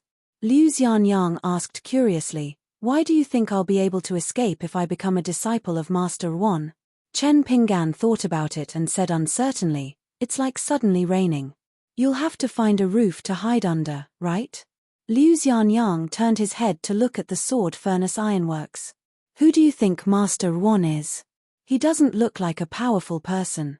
Can he suppress those 2 groups? Chen Pinggan comforted him, you can't judge a book by its cover. Liu Xianyang turned his head and said, you, Chen Pinggan, look like a poor person. Then are you a poor person? Chen Pinggan grimaced and had nothing to say. Liu Xianyang stood up and asked, do you want me to help you carry it to the covered bridge? Chen Pinggan shook his head and said, no need. It's not heavy. Remember to return the basket to me next time. After saying this, Liu Xianyang jumped down from the boulder and walked quickly through the stream, causing countless splashes. Chen Pinggan carried the basket and carefully climbed down from the boulder. After reaching the shore, he slowly walked toward the covered bridge. After Chen Pinggan walked for a while, he heard footsteps behind him. He turned his head and saw that it was Liu Xianyang. Under the warm sunshine of early spring, the tall youth snatched the basket from the straw sandals youth and carried it himself. He turned his head and said sarcastically, "From afar, you look like a grasshopper carrying a boulder. How pitiful. I'll be kind and help you carry it to the covered bridge." In the spring breeze, the two youths walked together. Chen, if I succeed in my studies in the future, I'll definitely go out and see. I'll marry a wife prettier than GQ. I'll drink the most expensive wine, live in the biggest house, and ride the fastest horse. I want to see mountains as high as the sky and rivers countless times bigger than our little stream. In short, I, Liu Xianyang, will definitely not stay here and wait for death. In the spring breeze, the tall youth was looking forward to the future. The straw sandals youth was chewing on grass. One was talking, the other was listening. Chen Pinggan carried the basket of stones back to Liu Xianyang's courtyard. As usual, he picked out a few stones that he liked the most and brought them to the side room. The rest were left in the kitchen. After locking the door of the house and the courtyard, he ran to Mud Bottle Alley. When he arrived at his courtyard, he saw the black-clothed girl sitting in the courtyard basking in the sun. After greeting her, Chen Pinggan began to brew medicine. The sound of chopping constantly came from the courtyard next door. This was very strange. Although Song Jisin lived a fatherless life in the eyes of outsiders, he had not lacked food and clothing for so many years. He even had plenty of money. Although he dared not say that he lived better than the young masters of the 4 families, he did not lose out to the direct descendants of the 10 families. The 4 treasures of the study, the elegant toys on the desk, the clean supplies in the study, and many luxurious things that Chen Pinggan had never seen or heard of were carried into Song Jisin's room. In fact, Song Jisin had never done any dirty and tiring work. The pickles were too smelly, so Song Jisin did not allow the maid GQ to do it. Chopping firewood was too tiring, so Song Jisin directly bought bundles of firewood and bags of high-quality charcoal every year. When Chen Pinggan brought the medicine to the black-clothed girl, the people in the courtyard next door were still chopping firewood intermittently. When Miss Ning drank the medicine, Chen Pinggan could not help but walk to the courtyard wall. He stood on tiptoe and saw that GQ was holding a kitchen knife and chopping a person. It was a wooden embryo. Chen Pinggan had been making porcelain for many years and had seen many good things. He had chopped countless trees, so he could roughly see the depth of the wood at a glance. The color of the wood was like jade, so it must be a very old object. Moreover, the puppet was covered with dense red and black spots. The puppet had been chopped into many pieces by GQ. The girl suddenly turned her head and saw Chen Pinggan. Her face was covered with sweat and stains. She raised her arm and wiped her face. She forced a smile and said, "You're back. I wanted to borrow a hatchet from you, but the guest in your house was unwilling to open the door for me." Chen Pinggan was stunned for a moment. "I'll get the hatchet for you. Don't use too much strength at the beginning. A hatchet is not like a kitchen knife. It's easy to slip. Don't hurt yourself." The girl sat on the small stool. She was exhausted. She waved her hand and said, "I know. Hurry up and get it." Chen Pinggan took the hatchet. The girl was already standing by the courtyard wall. She smiled and asked, "Do you know what that is?" Chen Pinggan shook his head and said, "I don't know." GQ didn't give an answer. She turned around and continued to sit on the small stool, chopping with all her strength.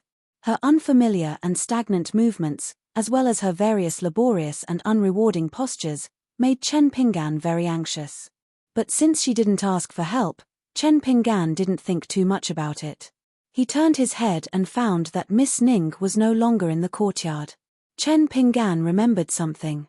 He quickly walked into the room and placed something on the table in front of the black-clothed girl. It was a piece of snake gallstone. It fit perfectly in the palm of one's hand. It was like a piece of frozen honey. The texture was fine and the color was very good. Ning Yarrow felt a bit strange. Chen Pinggan smiled and said, "Miss Ning, this is for you." The black-clothed girl who always kept the hatchet by her side suddenly asked, "Do you like this the most?" Chen Pinggan was a bit embarrassed. "This one, is probably ranked 4th. I've already hidden the 3 best pieces. She accepted the stone. She held it with 2 fingers and raised it above her head. Light shone through the window into the room and shone on the stone. She raised her head and narrowed her eyes. She carefully observed the subtle texture of the stone. She looked at the stone. The youth looked at her. In the middle of the night, a youth sneaked into Clay Bottle Alley. Like a stray cat, he silently came to Ji Kan's courtyard. He found the large water tank in the corner of the courtyard. After squatting down, he found that the originally neatly piled snake gallstones had been rummaged through. It seemed that this person knew the value of the stones before Chen Pinggan. Ji Kan was the only freak in the town who liked to collect snake gallstones. And no matter how many he found in the stream, he only took 1 piece home each time. The child only picked the most pleasing stone. After accumulating for a long time, he only collected 50 to 60 stones, which he used to cover the gap at the bottom of the water tank. After Chen Pinggan moved away many of the dried snake gallstones, he saw that there were no traces of digging at the bottom of the water tank. Only then did he feel relieved. He began to dig with his right hand little by little. When he finally touched the butter paper, his heart shook and he slowed down. Finally, he took out an object wrapped in the butter paper. It looked like a book. After hiding it in his arms, Chen Pinggan filled in the soil again. He carefully looked at the snake gallstones. The rest of the stones were dead. Compared to the 2 new stones that Chen Pinggan picked up from the stream, whether it was color, texture, or weight, they were completely different. The stones in front of him were like dead old people, while the ones that Chen Pinggan picked up were like newborn babies, full of vitality. Chen Pinggan thought about it and planned to leave Clay Bottle Alley from the direction of his house. When he walked to the door of Song Jisin's courtyard, he heard a creak and the door opened. Chen Pinggan had to pretend to knock on the door and shouted, "Miss Ning, are you asleep? I came back to get something." The lights in the house were quickly turned on. The girl in black opened the courtyard door for Chen Pinggan. On the other side, the maid Ji Qiu slowly walked out of the house. When she reached the courtyard, she saw Chen Pinggan's shadow. He was holding a large yellowed book in his arms. She shook her head and clicked her tongue, as if she had caught a pair of adulterous men and women. She walked alone in Clay Bottle Alley, skipping and hopping. Her golden eyes looked particularly cold and sacred in the dark alley. It made the slender and graceful girl look like a dragon swimming in the narrow stone crevices. It seemed that as long as she walked out of the alley, she would become a dragon. Although Ning Yarrow let Chen Pinggan into the courtyard and even into the house, her face was very ugly. She sat at the table, one arm leaning on the scabbard, and her fingers gently tapping the hilt. After confirming that Ji Qiu had walked into the alley, Chen Pinggan explained awkwardly, "I went to Ji Kan's house to get something, but she was just about to go out, so I had to come here to hide." "Miss Ning, please don't think too much." She asked, "What is it?" Chen Pinggan hesitated for a moment and took out the yellow paper bag. "I don't know now." She turned around and said, "Open it first and then decide if you want to let me know or not." Chen Pinggan nodded and sat across from her at the table. He opened the layers of yellow paper and mud kept rolling on the table. Finally, an ancient book was revealed. There were only 2 words on the cover of the ancient book. Chen Pinggan only knew one of them, mountain. He put the ancient book on the table, turned it around and pushed it to the girl in black. He asked curiously, "Miss Ning, what does this word read?" The girl turned around again and glanced down. She said, "Shake." The name of the book was Shake Mountain.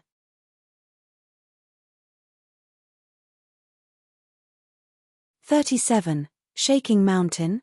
The black-clothed girl frowned. She reached out to take the ancient book. She didn't expect Chen Pinggan to move back. The black-clothed girl's body stiffened. She was burning with anger, as if she had never been humiliated like this before. The dignified Ning Yarrow's parents were great sword immortals above the 12th floor. Ever since she was born, she had been known as the top sword immortal embryo.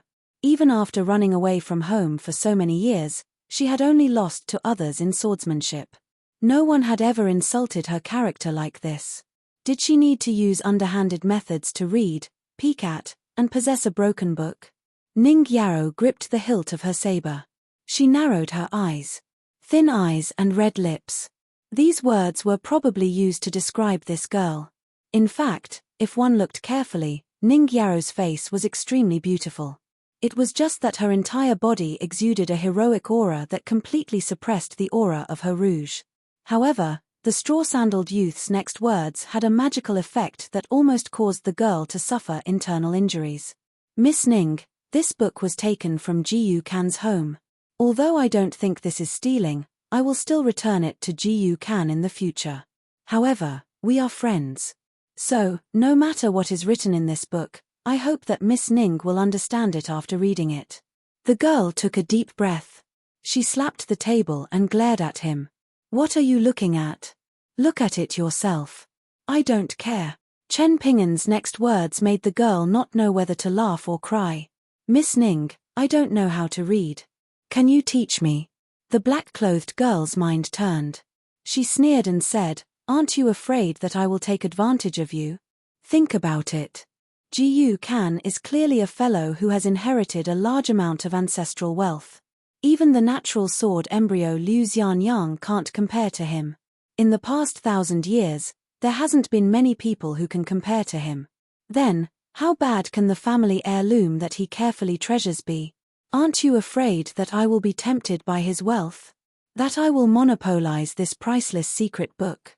Under the dim light of a flickering oil lamp, the straw-sandaled youth faintly smiled. He didn't explain anything.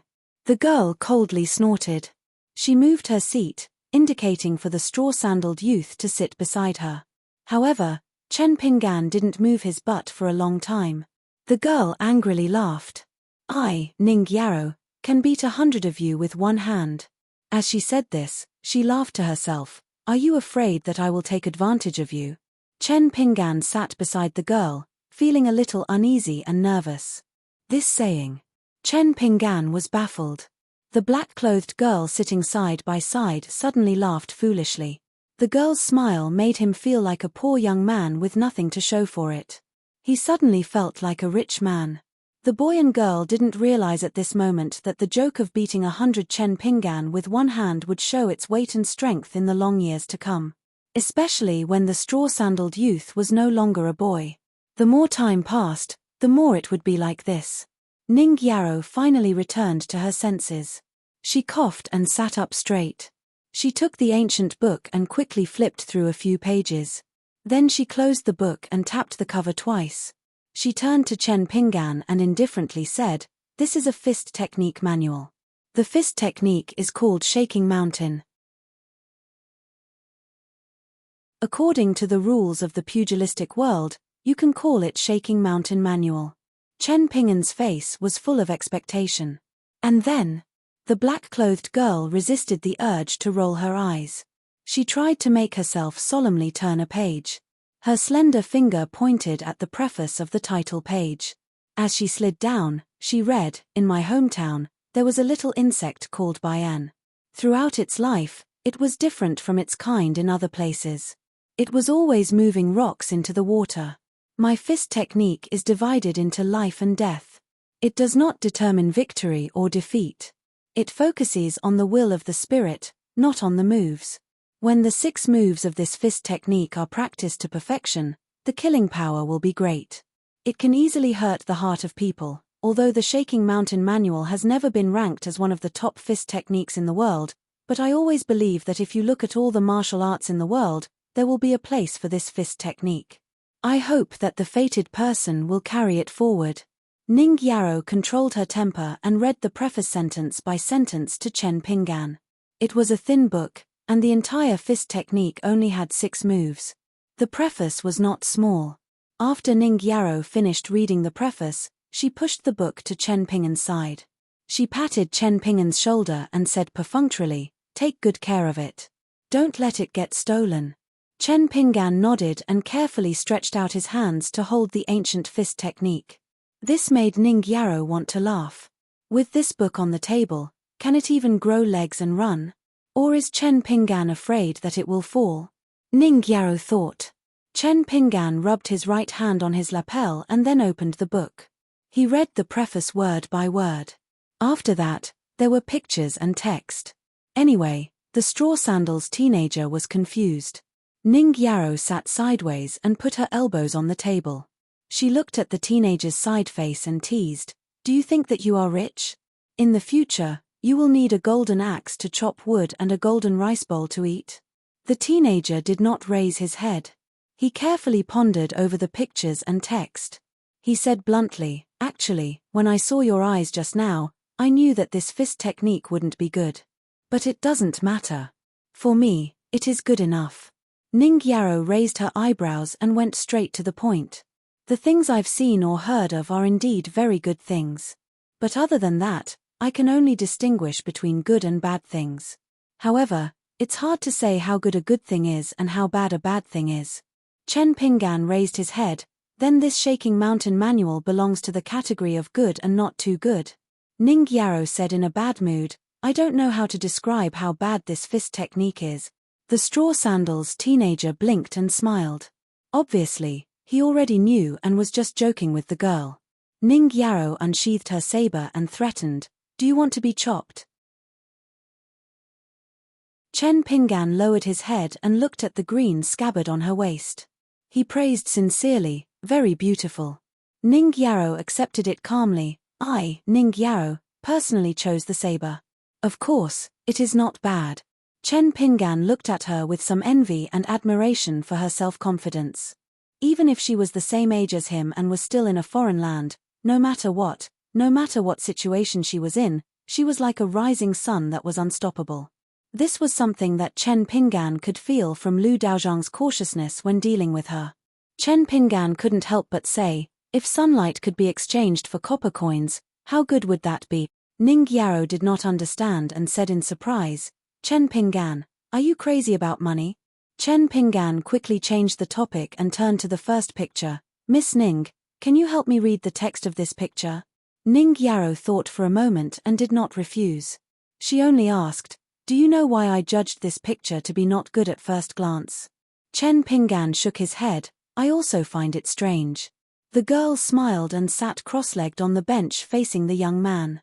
She pointed to the open fist manual and patiently explained, "There are 3 ways to record the martial arts manuals and the methods of practicing qi.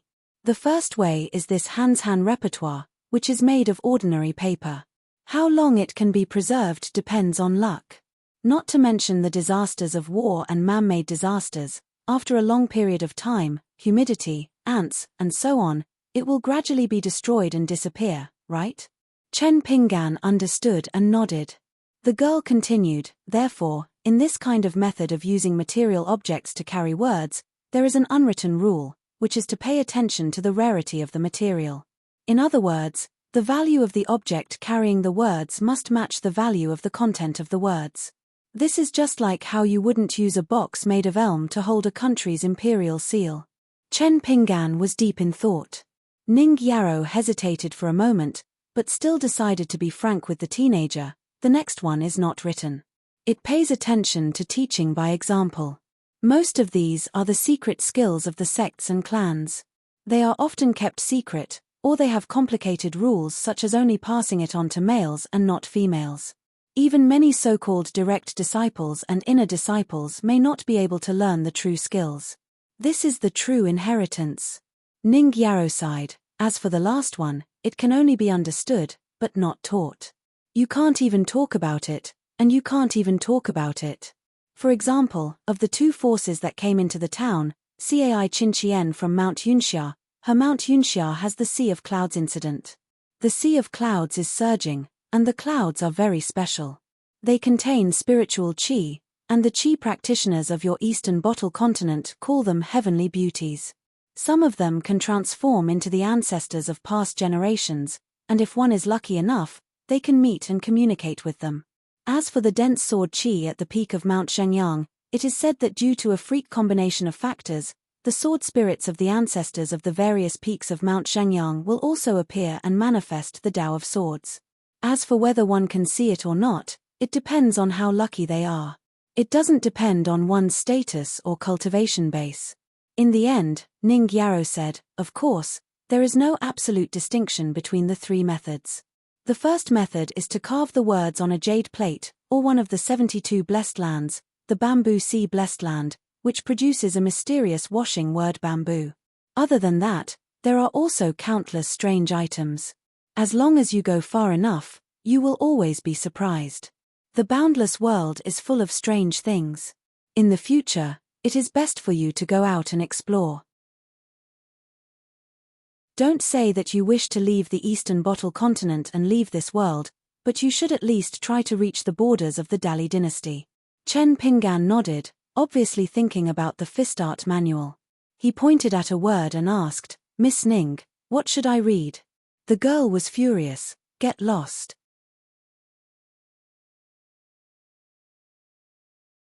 "38. Chen Pinggan looked doubtful. Ning Yarrow glared at him and pointed at the string of words. "It really reads roll. This fist technique is derived from observing the rain in the Great Li dynasty. The momentum of the fist is like a torrential downpour of ink. After it falls into the mortal realm, it rolls along the dragon wall of the Great Li dynasty's imperial palace and falls straight down." Chen Pinggan stared intently at the pictures that were drawn in one go. It was like a military formation, squeezed into a single page. Therefore, the pictures of the little fist-wielding figures were not large. In addition, the charcoal drawings were not very detailed. Fortunately, Chen Pinggan's eyesight was good. Under the dim light, he could still see the fine details.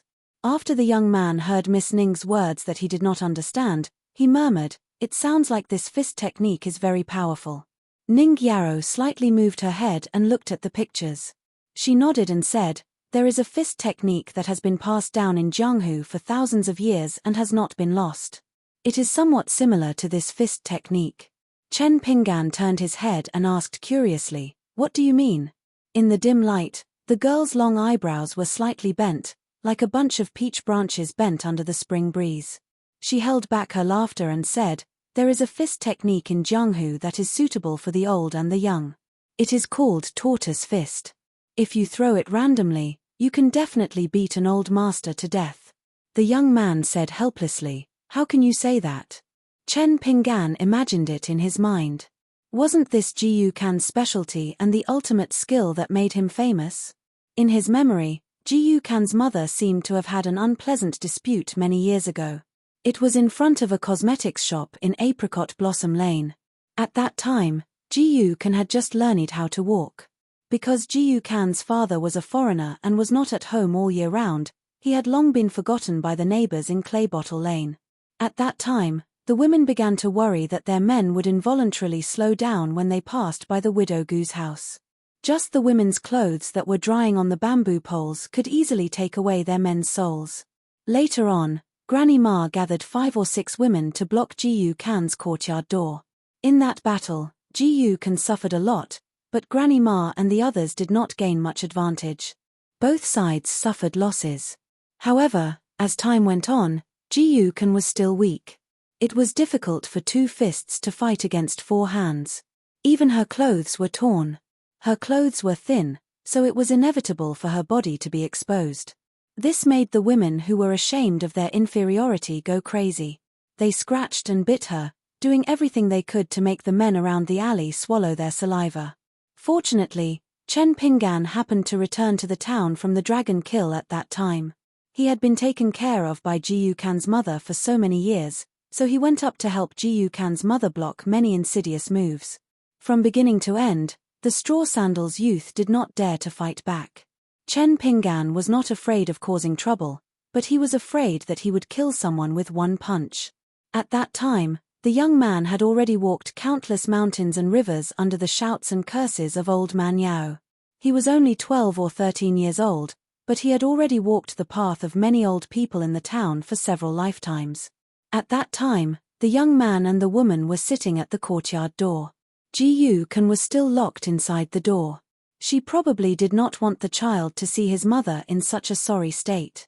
The young man turned his head and pointed at the corner of his mouth to the woman. The woman curled her lips casually, then used her thumb to wipe the blood from the corner of her mouth. The child was crying his heart out in the courtyard, calling for his mother. The woman first smiled at the Straw Sandals youth, then tears rolled out of her eyes. The next day, There was an unwilling burden by the straw sandals boy's side. Ning Yaro's question interrupted Chen Pingan's thoughts. What are you thinking about? Chen Pingan asked. You said that after Jiyu Kan and his mother left the town, they followed true Lord Zhejiang to the Bookslip Lake. Can they really live a good life? Ning Yaro asked back. Do you think that the mother and son had a bad life in Mud Bottle Alley? Chen Pingan thought for a moment. That kid Jiyu Kan has no conscience. He was young, so he definitely did not feel that life was hard. But Jiyu Kan's mother probably did not think that the town was a good place, especially the women in Mud Bottle Alley and Apricot Blossom Alley. She did not like any of them. Moreover, I think that Jiyu Kan's mother was not born to stay in the town. She always felt that she was not reconciled. According to Old Man Yarrow's words, her heart was not steady. If a man's heart was not steady, it was called having a distant ambition. If a woman's heart was not steady, it was called having an affair. I think these words are not quite right. Ning Yarrow suddenly straightened her back and slapped the table. What are you talking about? Do you still want to learn the fist manual? Chen Pingan was shocked. Miss Ning, please continue. Ning Yarrow said unhappily, it is meaningless to talk about cultivation with you because you are destined to be unable to cultivate. Therefore, I can only talk to you about martial arts and martial arts. Chen Pingan wanted to say something, but the girl continued, the world's martial arts are divided into 9 levels. Of course, some people also say that there is actually a 10th level above the 9 levels. It is just like how each dynasty would raise a group of chess pieces to wait for the imperial order. Speaking of this, the girl's mood improved a lot. She smiled and asked, Chen Pingan, do you know what a chess piece waiting for the imperial order is? Chen Pingan of course shook his head honestly. The girl's face was full of radiance. The highest rank among the masters of Go is 9th Dan, which is equivalent to a first-rank official in the officialdom. However, there are some geniuses that only appear once in 100 years who are known as 10th Dan National Masters. Then these people will have all kinds of fancy unique titles. Your Dali dynasty's chess piece waiting for the imperial order is especially embarrassing. It is said that your 9th Dan is only equivalent to the 7th Dan of the Sui dynasty. In the entire Dali, there is only one guy nicknamed Embroidered Tiger who is regarded as a true rival by the Sui dynasty. Oh, right. Do you know what Go is? Chen Pingan nodded and said, I know, and I know a bit about the rules. It's just that I don't know how to play it myself. Song Jisin and Ji Qiu have a chessboard and chess pieces at home. The girl was full of disappointment. So it's like that. The girl talked for a long time, but the boy still did not know what the 9th level was. The girl seemed to have realized that she was a bit unreliable. She coughed and said seriously, my mother said that the martial arts 9 levels are one step at a time. But even if you reach the peak of the 9th level, the final scene is like standing on a mountain and looking up at another mountain in the distance, but you can only see halfway up the mountain. Chen Pingan said thoughtfully, I understand. Because the boy had seen this scene with his own eyes. The girl did not care if the boy really understood or not. She said, the martial arts 9 levels are divided into body refinement, chi refinement, and spirit refinement. Each has 3 levels. You have to climb to the top step by step. You can't miss a single step, and you can't make a single mistake. The more solid you walk, the better. Whether you walk fast or slow is not that important. This is not the same as cultivation. There are 3 levels of body refinement. The first level is clay embryo level. Just from the meaning, it is like this clay bottle alley where your house is located. But once you reach the peak, your body will be like a clay Buddha. Even though you are a clay sculpture, you will still have an extraordinary aura. Your qi will sink into your dantian, and you will be as immovable as a mountain. You can be considered to have truly entered the path of martial arts. In short, the essence of this level lies in the word scatter, and the word sink. The talent of a martial artist, the quality of their comprehension, can be seen by the master who leads the way. The second level is wood embryo level. It means that your body starts to become thicker and thinner. When you reach large success, the texture of your skin will be precise and orderly, like a carved talisman. Just like. Yes, just like this snake gallstone that you found in the stream. Compared to a normal pebble, the inside is already completely different. The deeper meaning of this level is mountain opening. It widens the meridians, turning a narrow path into a broad path that can accommodate carriages. The quality of a martial artist's bone structure will be judged in this level. As she said this, the girl in black raised the stone that the boy gave her. She gazed at the beautiful stone under the light of the lamp. She said softly, "The last level of body refinement is called Mercury Mirror. The blood is as thick as mercury, but its weight is lighter. Chi and blood are condensed into one. To break through the threshold, you need to pass a tribulation called clay Buddha crossing the river. Whether or not you can successfully pass through the last threshold, like a carp jumping over the dragon gate, depends on the luck of the martial artist." Chen Pinggan listened in a daze. He stared at the oil lamp in a daze. As the flame flickered, his mind swayed along with it. The girl yawned and lay on the table. "Languid," she said, "that's about it. The 3 levels of body refinement have already blocked 80% of the martial artists. It is difficult to advance any further. You have to know that the poor learn literature and the rich learn martial arts. Other than my hometown, the rest of the world is the same. According to your family background and your perception, I estimate that if you can reach the 2nd level in this lifetime, you should be thanking the gods." Chen Pinggan asked, "Then how do I practice this fist manual?" The girl raised her eyebrows. "Let's talk about it tomorrow. I'm a bit sleepy." Chen Pinggan grunted, "Then I'll take the basket and go pick up some stones. I'll come find Miss Ning tomorrow." The girl said, "If you feel at ease, leave the manual behind. I'll see if there are any flaws or traps." Chen Pinggan smiled, "Okay. But Miss Ning, you have to be careful. I'll return this repertoire of shaking mountains to Jiyu Kan in the future." The girl turned her head and frowned. "How many times do you have to say it before you feel at ease?" The boy smiled and went to the corner to pick up the basket. When he left the house, he reminded her, "Miss Ning, don't forget to lock the courtyard door." The girl lay on the table and did not turn her head.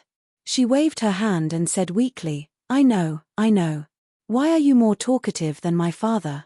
The boy's body was as light as a swallow and his figure disappeared into the alley. When Chen Pinggan had left Mud Bottle Alley, the girl immediately straightened up and stared at the repertoire of shaking mountains as if she was an enemy. Then her whole body collapsed and she lay on the table again. She frowned and said to herself, "How can I teach this thing? I was born with the world's first-class sword immortal body. Why would I need to walk the path of the foot of the mountain? I can't even remember the names of the 365 acupoints. As for how to circulate qi naturally, I've known it since I was in my mother's womb." The girl scratched her head in grief and indignation. Suddenly, a timid voice sounded outside the door, "Miss Ning?" Ning Yarrow stiffly turned around slowly and saw a tanned face that deserved a beating. She kept a straight face and did not speak. The boy swallowed and said apologetically, "I was afraid that you would forget to lock the door, so I came to remind you. Also, if Miss Ning is hungry at night, I can go to Liu Xianyang's house and make some supper for Miss Ning. After that, I can go to the stream." The girl waved her hand. The boy ran away immediately. Along the way, Chen Pinggan's mind was filled with the picture of the first move of the fist manual. The fist moved and the body moved, but the feet did not leave the ground. It was like wading in mud, and the momentum was like knee-deep snow, moving slowly. The boy himself did not notice that when he tried to practice according to the picture, he involuntarily changed the speed of each breath. The boy even fantasized that it would be better to practice in the stream. There were 2 seals in front of Qi Jingchun. They were carved from the best snake gallstone. Neither of them was big, and neither of them had been engraved with seals. During the day, the young scholar with a gentle temperament visited the school. After that, the 2 of them had a private conversation. The Confucian gentleman who came from afar asked him a question, "Sir, do you want to carry on someone's last wish and continue to bring peace to the world?" Qi Jingchun replied at that time, "Let me think about it." This was obviously not a satisfactory answer. However, the young gentleman, who was famous in half the continent, was not aggressive. He chatted with Mr. Qi, who had been admiring him for a long time, about the local customs of the town and the changes outside the town. Then, he left. From beginning to end, the young gentleman did not ask what to do with the jade pendant. However, Qi Jingchun knew that the gentlemen of the Confucian Academy in the Eastern Vase continent could tolerate it. The golden boy and jade girl of the Taoist sect, the scripture protector of the great and great Zen temple, the famous ascetic monk, and the representative of the military school were unlikely to care about the reputation of the Cliff Academy. They would not listen to Qi Jingchun's wishes. They would definitely not hesitate to take back the treasures of their respective forces. However, all of this was to be expected. Qi Jingchun sat upright and still, holding the carving knife in his hand. For the first time, he was in a dilemma. He did not know how to carve the seal characters of the seal. Sacrifice for a noble cause, sacrifice for righteousness. For this child, it seems a little too big. It is not appropriate, and it is not auspicious. Peace of mind on flat ground, standing upright. Isn't it a little too fake? But if it's 3 hastily carved seals, it seems too insincere. Qi Jingchun turned his head to look at the night sky outside the window. In the curtain of night, the stars were like luminous pearls hanging on a black curtain. Qi Jingchun was in a daze. After a long time, he came back to his senses, picked up the seal, and began to carve. In the end, he carved out the 4 simple seal characters, calm and proud. In particular, the first character, calm, was the most full of spirit and all-encompassing. Qi Jingchun gently put down the seal in his hand, the bottom side facing up. Qi Jingchun felt as if a heavy burden had been lifted off his shoulders. This white-haired scholar waved his sleeves. Very quickly, the words wind and water rose on the table, and the mountains and rivers rose and fell. Finally, Qi Jingchun focused his gaze and saw that in the dilapidated ancestral home of the small town, a young man and a young woman were sitting side by side, discussing the general situation of the 9 realms of the martial Tao. Above the 9 realms of the martial Tao was the 10th realm. Qi Jingchun had read more than 10,000 books and was no stranger to the Jianghu. Naturally, he knew about the martial Tao. A smile appeared on Qi Jingchun's almost old-fashioned face. Therefore, this scholarly sage, who presided over a part of the world, made a harmless joke. He carved 3 words on the second seal. Chen Shi.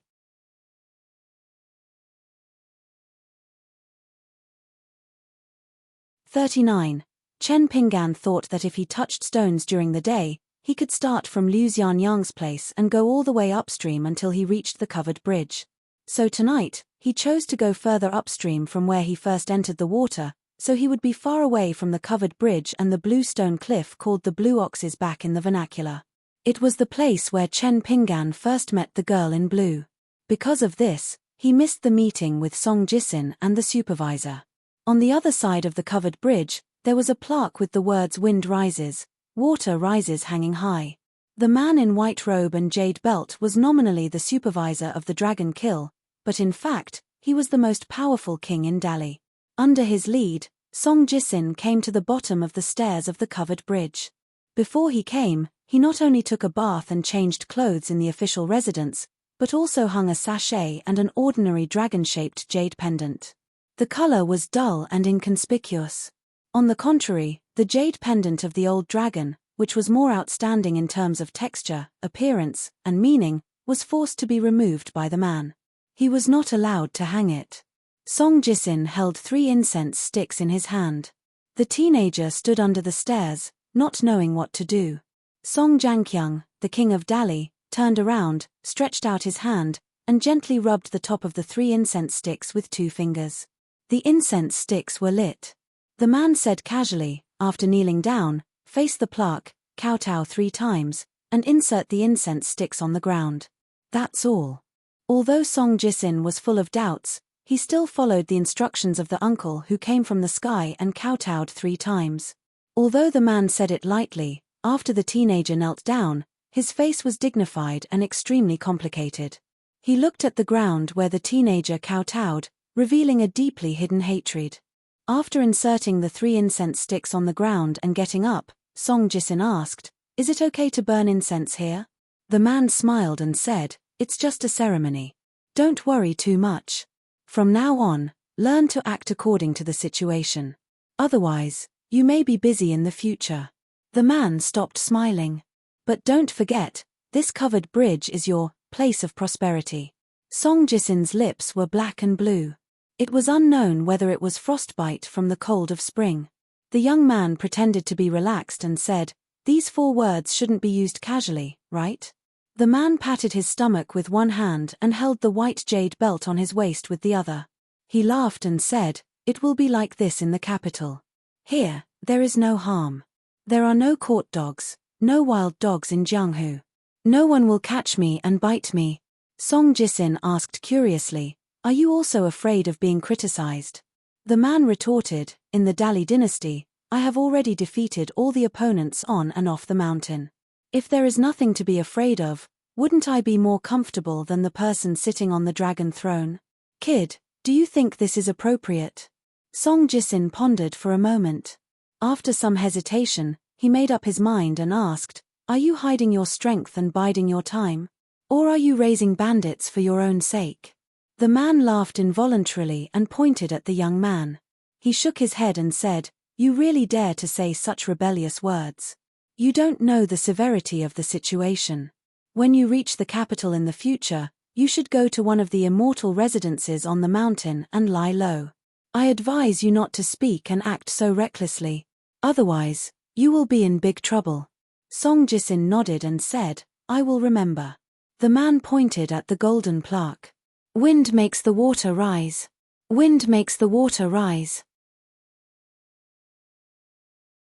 "Let me ask you, how does the water rise?" Song Jisin said straightforwardly, "I don't know." The man muttered, "If you know, you know. If you don't know, you don't know. You know." What nonsense. Scholars are all cunning. Even when they fart, they have to be full of twists and turns. But in front of the young man, the man was a little more elegant. "If I remember correctly, in your town for 3,000 years, no matter how big the flood was, the highest water level of this stream has never been higher than the tip of the rusted sword." Song Jisin said doubtfully, "The old man who lives near the Iron Lock Well in Apricot Blossom Lane often talks to us about this saying under the locust tree. Is there really a mystery in this?" The man pointed to the distance where the stream left the mountains. He smiled and said, "In the mountains, snakes have their own paths. In the houses, rats have their own paths. As for the rivers and streams, dragons have their own paths." The man retracted his finger and explained patiently, "There are many other places in the Dali dynasty. In fact, there are many customs of hanging swords under bridges. However, those copper coin swords, peachwood swords, or talisman swords can often stop the dragons and pythons from entering the river once. They can't stop them a second time. Even many people who hang the magic swords have shallow cultivation. They can't withstand the power of the river once. Instead, they annoy the dragons in the flood. Therefore, after the flood, the bridge that could not collapse collapsed, and the swords disappeared without a trace. Only this sword in this place." The man fell silent halfway through his words. Song Jisin held back and didn't ask. The man sighed and said, "Only this sword. From the day it was hung under the bridge, it wasn't used to deal with the dragons. Instead, it was used by the saints to suppress the exit of the Dragon Lock Well. The so-called exit is the deep pool under the bridge. It prevents the dragon chi from dissipating too quickly, so as to prevent this small world from forcefully bursting open." Song Jisin hit the nail on the head and asked, "Is the last true dragon in the world dead or not?" Song Jianqiang smiled and said, "In the battle to slay the dragon 3,000 years ago, countless Qi practitioners died. Even the saints of the 3 religions and the grand masters of the 100 schools died. Kid, do you think all of them have holes in their heads, or that the saints have lived for so long in vain? Did they deliberately keep the last true dragon and raise it as an ordinary flower, bird, fish, or insect?" Song Jisin retorted, "Maybe it's because they can't completely kill the true dragon. They can only use stalling tactics and nibble away at it. Although I don't know the original intentions and plans of the saints thousands of years ago, I can guess that the true dragon is definitely not simple." After the man shook his head, he nodded. "You're half right. The true dragon is undoubtedly dead.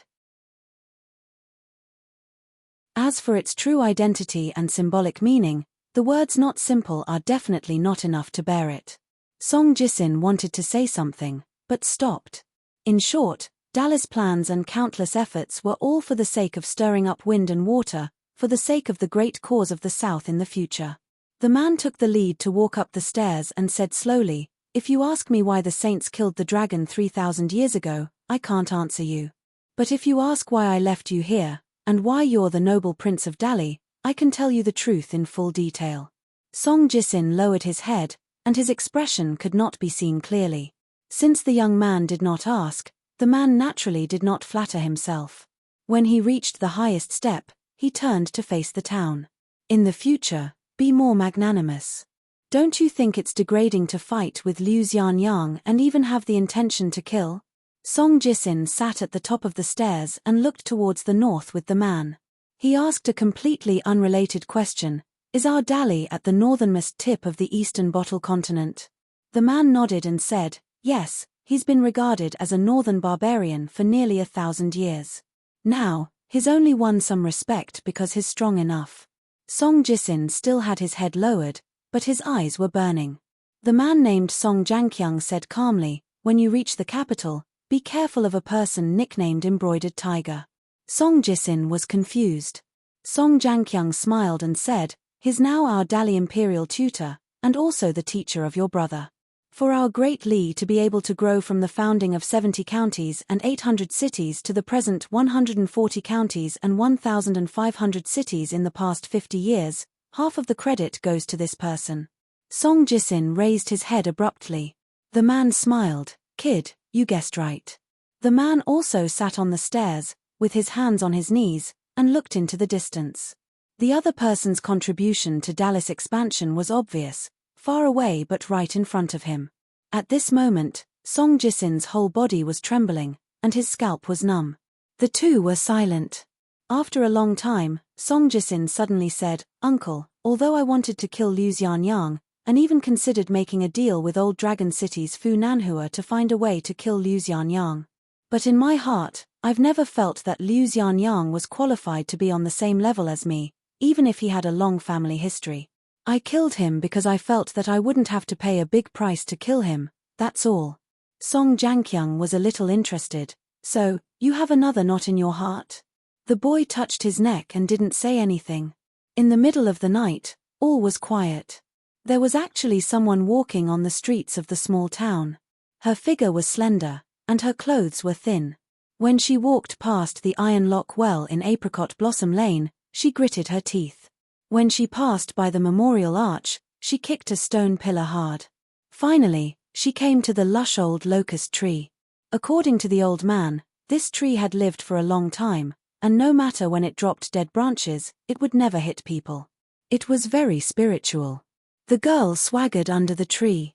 Of course, she was quite disdainful of these sayings.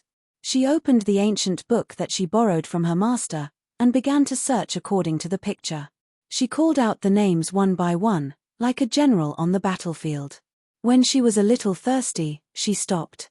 With one hand holding the local county record that Song Jisin called the book outside the wall, the other hand pointing at the locust tree, she looked up and scolded, "I gave you face, but you don't want it." Silence. There was no reply. The girl immediately stomped her feet and scolded, "For surnames and 10 clans." Let's start with the 4 surnames. Lu, Li, Zhao, Song, you 4 big surnames, be sensible and hurry up. Each surname will drop at least 3 locust tree leaves. I, Wang Zhu, will not let you go in this life. After I go out, I will deal with you one by one. I don't care if you are young or strong, women or children. Anyway, you are a group of ungrateful wretches. How can you be so ungrateful?" The girl scolded until she was out of breath. With one hand on her waist, she still scolded, "Song, who is the biggest contributor that the Dali dynasty can have your surname?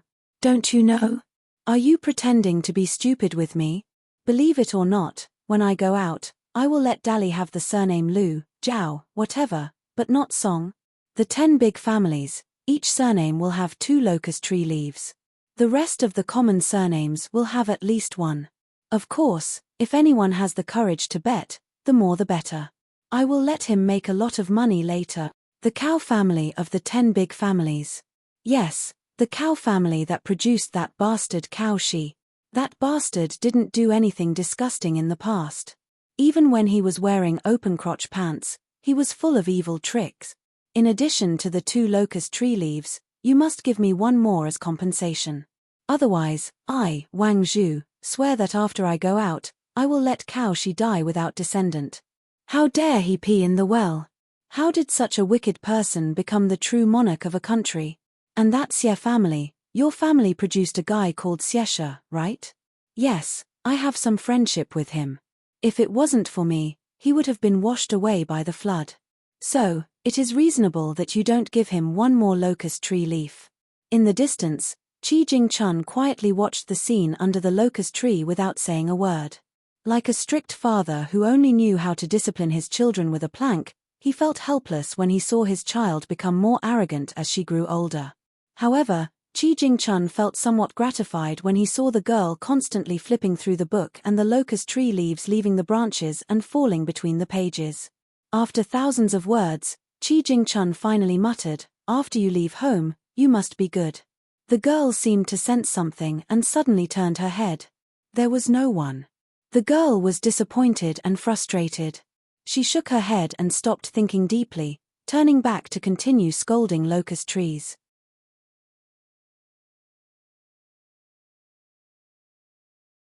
40.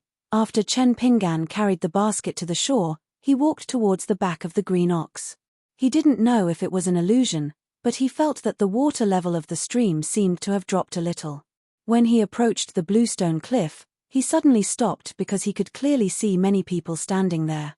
Everyone's face was almost visible. The reason for this was not because of the resplendent starlight, but because there was a snow-white elk standing on the back of the bluestone. Its entire body was sparkling and translucent, emitting strands of white light, like water plants swaying with the water in a small stream.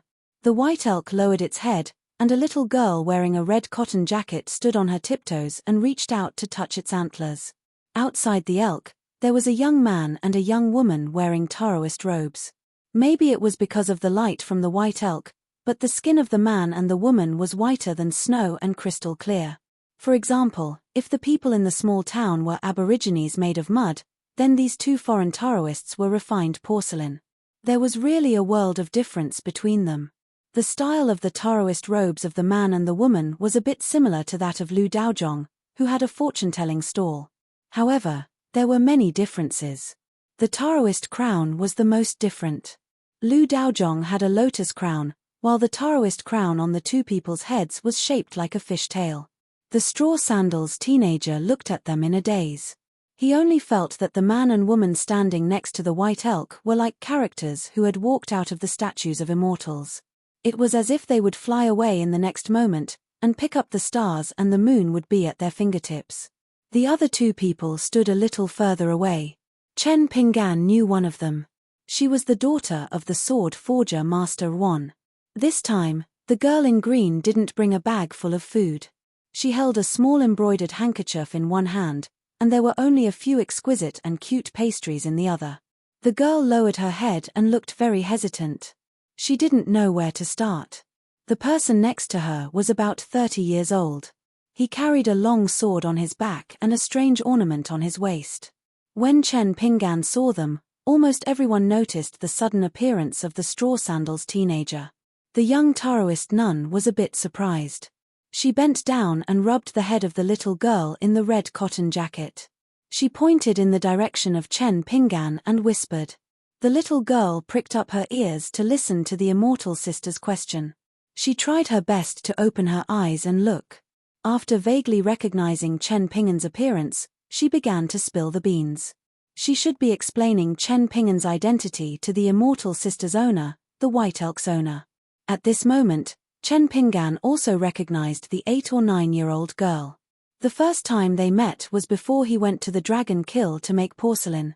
He had met a little girl with pigtails in the mud bottle alley.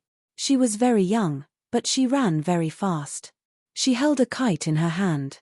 Her two thin bamboo-like legs ran like the wind. Chen Pinggan had a particularly deep impression of her. Later, he saw her intermittently a few more times. One time, the little girl was lying at the mouth of the iron lock well and secretly threw stones inside. Chen Pinggan accidentally saw her naughty actions. The little girl was so scared that she hurriedly ran away. After running for more than 10 steps, she remembered that the candid horse had fallen on the mouth of the well. She couldn't resist the temptation and ran back to the iron lock well. This time, she was too hasty. As a result, she fell to the ground with a bang. After standing up, she grabbed the candid horse and then suddenly stopped.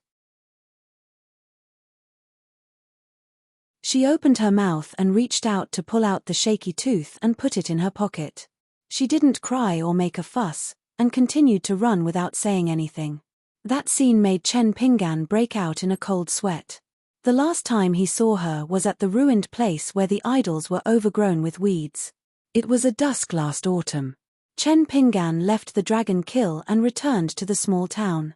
He wandered around and saw her, who was busy catching crickets, rolling, jumping, and flying around in the grass. When she saw Chen Pinggan, she obviously recognized Chen Pinggan and ran away like a breeze. Later, Chen Pinggan heard Ji Yu can say that although this dirty big sister looked like a wild girl who didn't have anyone to control her, she was actually a member of the Li family on Fulu Street. Moreover, she wasn't a servant girl. However, for some reason, she liked to wander around by herself. Her family didn't care. When Ji Yu can finally talked about her, he was full of pride and disdain. He said that although she ran fast, she was stupid. There was once when the two of them happened to be catching fish in the stream together. That idiot was busy for an entire afternoon and only caught a crab. She didn't catch a single slate fish. Moreover, the reason she was able to catch that big crab was because the crab's pincers had firmly clamped her fingers. When Ji Yu can said this in Chen Pinggan's room, he laughed until he covered his stomach and rolled around on the small wooden bed. He said that she was really stupid. She even deliberately raised her hand to show off to him, as if catching a crab was something amazing. The key was that at the time, she was clearly about to cry from being clamped by the crab's pincers. The handsome young Daoist glanced at the white deer and smiled at the young Daoist nun. "Senior sister," I told you to be careful and not to spoil it too much. It hasn't even been 10 days. Besides, it's just a smokescreen. It won't affect its freedom, but you didn't listen. Now you've been caught red-handed by an ordinary person. What should we do?" After the beautiful Daoist nun finished listening to the little girl's introduction, she smiled and said, "Let nature take its course." The young Daoist frowned and looked over again. After a glance, he carefully observed for a moment. He really couldn't see anything extraordinary about the young man with straw sandals who was carrying a wicker basket. The sect they belonged to wasn't the best in the continent, but they were quite good at it. Since this Daoist was able to represent the sect to retrieve the winning item and was also responsible for bringing back the sect's treasure safely, in the future, he would have to present it to the sect. Of course, he wasn't an ordinary person. Therefore, when he didn't see anything strange about the young man, he didn't have the intention to recruit him into the sect. The young Daoist was good at reading faces and didn't think that he would misjudge someone.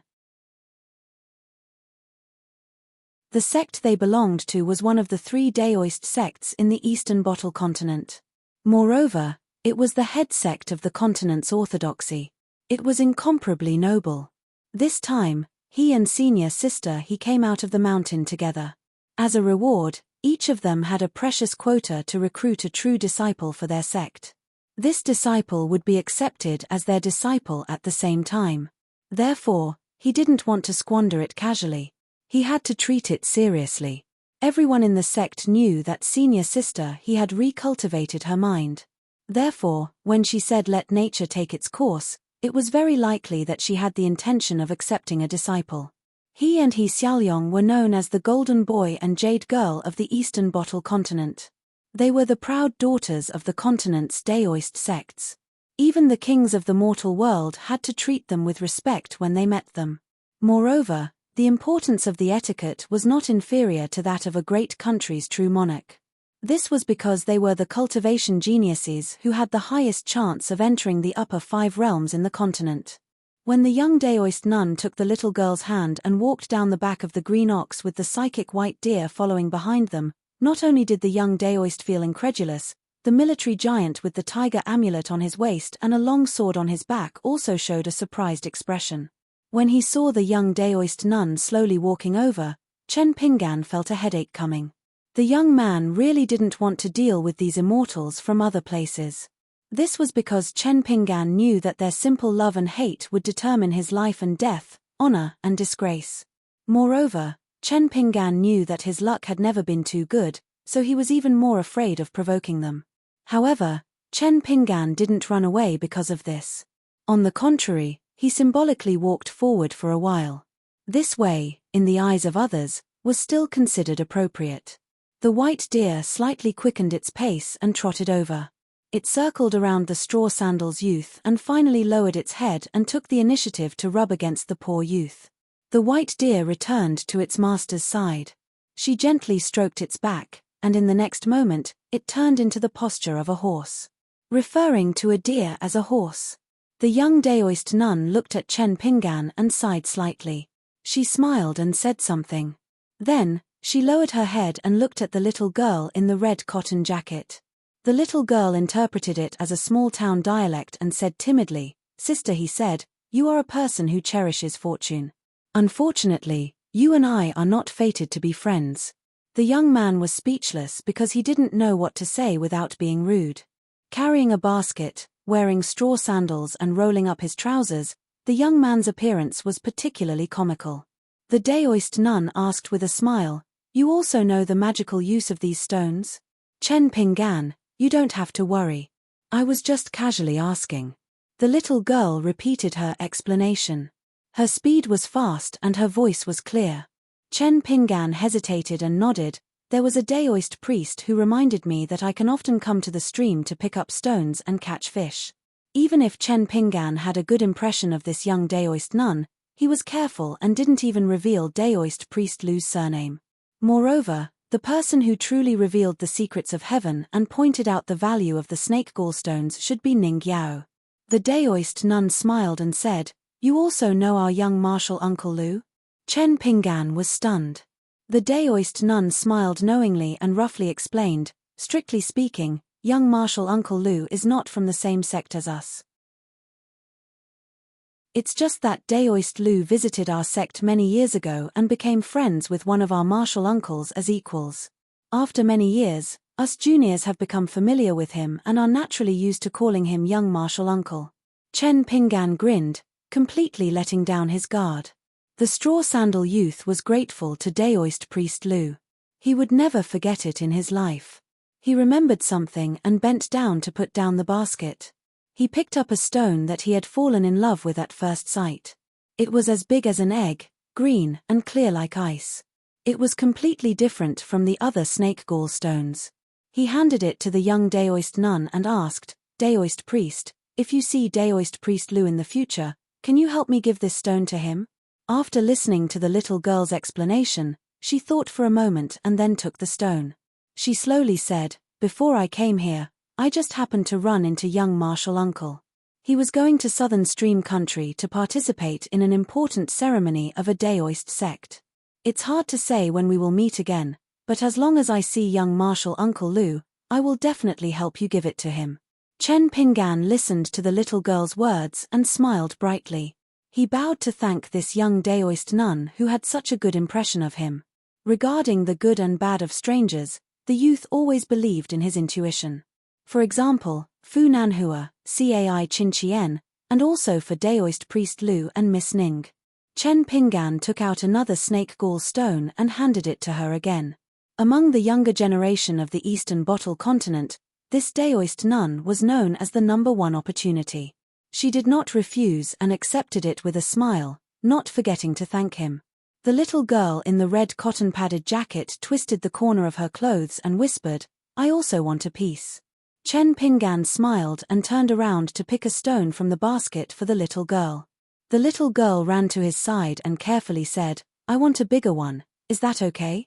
Chen Pinggan smiled and said, As long as you can move it, I will give you the biggest one. But from here to the town and then from home, it is not close. And I think the big ones in the basket are not as good as the small ones. She thought for a moment and put her hands on the edge of the basket. Okay, then I want to pick a small one that looks good. Chen Pingan picked a small pink stone for her. It was moist and cute. The little girl held it in the palm of her hand and was very satisfied. She suddenly tilted her head, grinned and pointed behind her teeth. Then she smiled at Chen Pingan with a proud face.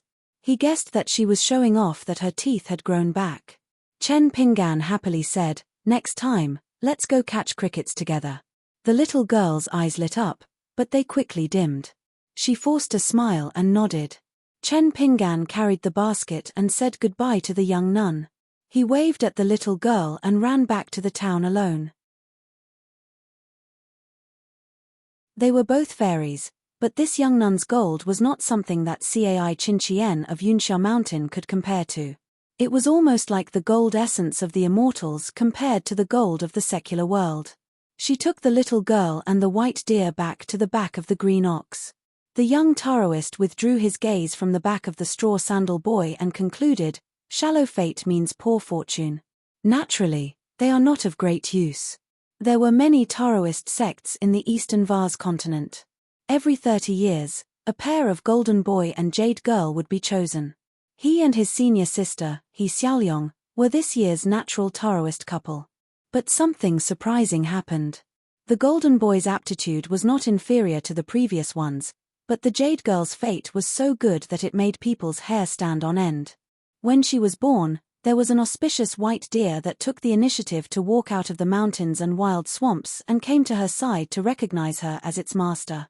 After that, she started on the path of cultivation. It seemed that there were no bumps and her journey was smooth. Some people even said that she would only meet her first bottleneck after reaching the upper 5 states. She did not comment on her junior brother's contempt for the straw sandal boy and laughed it off. At this time, a short boy came from the deep pool under the covered bridge to the puddle under the green ox's back. He only held a piece of snake gall stone in his hand. Unexpectedly, like the white deer, it shone brightly in the night. The dull boy held the stone in his hand and stood on a stone that was exposed above the water. He was like an indomitable immortal holding a pocket-sized full moon in his hand. The 2 big green and red fish that the young Taoist kept did not enter the water. They only swam slowly above the stream. If Chen Pingan saw this boy, he would know that he was the grandson of Granny Ma from the Apricot Blossom Alley. The boy had dementia since childhood and was despised by his parents when he was very young. Granny Ma took care of her grandson by herself. The boy was very unsociable and often climbed to the roof alone to look at the clouds. Since childhood, the boy who followed Granny Ma's surname was bullied to the point that he felt that stepping on him would dirty his shoes. This poor child seemed to only smile at the maid GQ from the clay bottle alley. Therefore, Granny Ma especially hated that maid and thought that she was a shameless vixen. She must have taken the initiative to seduce her precious grandson. The young female Taoist priest walked to the side of the man with a long sword and asked, "Is there really no room for negotiation regarding Ma Kushuan?" The man said coldly, "If your junior martial uncle really wants to take this child as a disciple, why doesn't he come himself? So what if his name is famous? He has never fought with me before. Why should I give it to him? If he is not convinced, he can come to Marshall Mountain to find me. If he wins, he can take this child away." The young Taoist priest smiled and said, "It's just to make our junior martial uncle come again. Why bother?" There was a needle hidden in the silk. The man with the sword and the talisman narrowed his eyes. "Oh."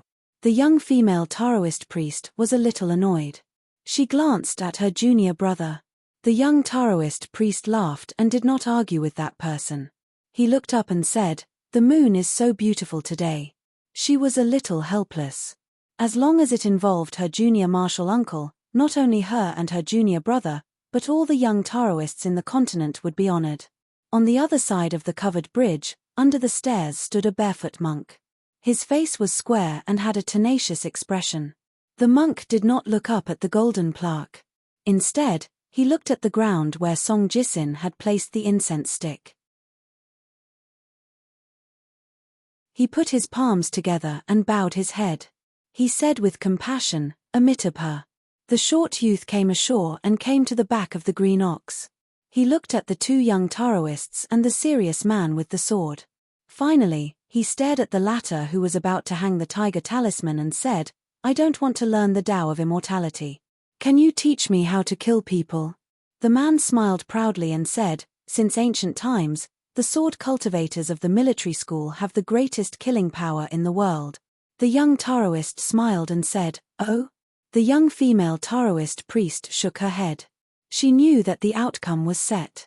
She felt guilty that she had failed her junior martial uncle. For a moment, the atmosphere on the back of the green ox by the stream was tense and tense. The little girl in the red cotton-padded jacket from the Lee family quickly hid behind the fairy sister. The girl in green had just finished the last piece of cake and was in a bad mood. She said angrily, if you have the guts, go and fight my father. The man who had a lot to do with the girl and her father was no longer stern. He smiled and said, how? The young Taoist priest joked, Wan Xiu, this is bullying. Your father is the next saint to replace Mr. Qi. He's like the master of this world. The girl in green curled her lips and did not say anything. The monk walked over slowly and got on the back of the green ox. The young female Taoist priest said, your Buddhist lay-in tower, our Taoist seal, the military school's small sword tomb, and of course, the Confucian Mountain jade tablet. These 4 items were left behind by the first 4 saints. Let's not talk about the internal strife of the Confucian school. Let's just talk about the 3 of us. Although it's perfectly justifiable for us to take them back, wouldn't it be inappropriate if we don't tell Mr. Qi? The monk did not say a word. The young Taoist priest said worriedly, it's a bit unreasonable, but we can't go against the orders from above. Senior sister, you'd better not do anything unnecessary. The man from the military school sneered and said, I'm not here to get close to anyone. In the small town, Chen Pinggan returned to the alley where Liu Xianyang's house was. He saw Mr. Qi standing at the door. The teenager ran over quickly. Before he could ask, Qi Jingchun gave him 2 private seals and said with a smile, Chen Pinggan, I'm not giving them to you for free. I have something to ask of you.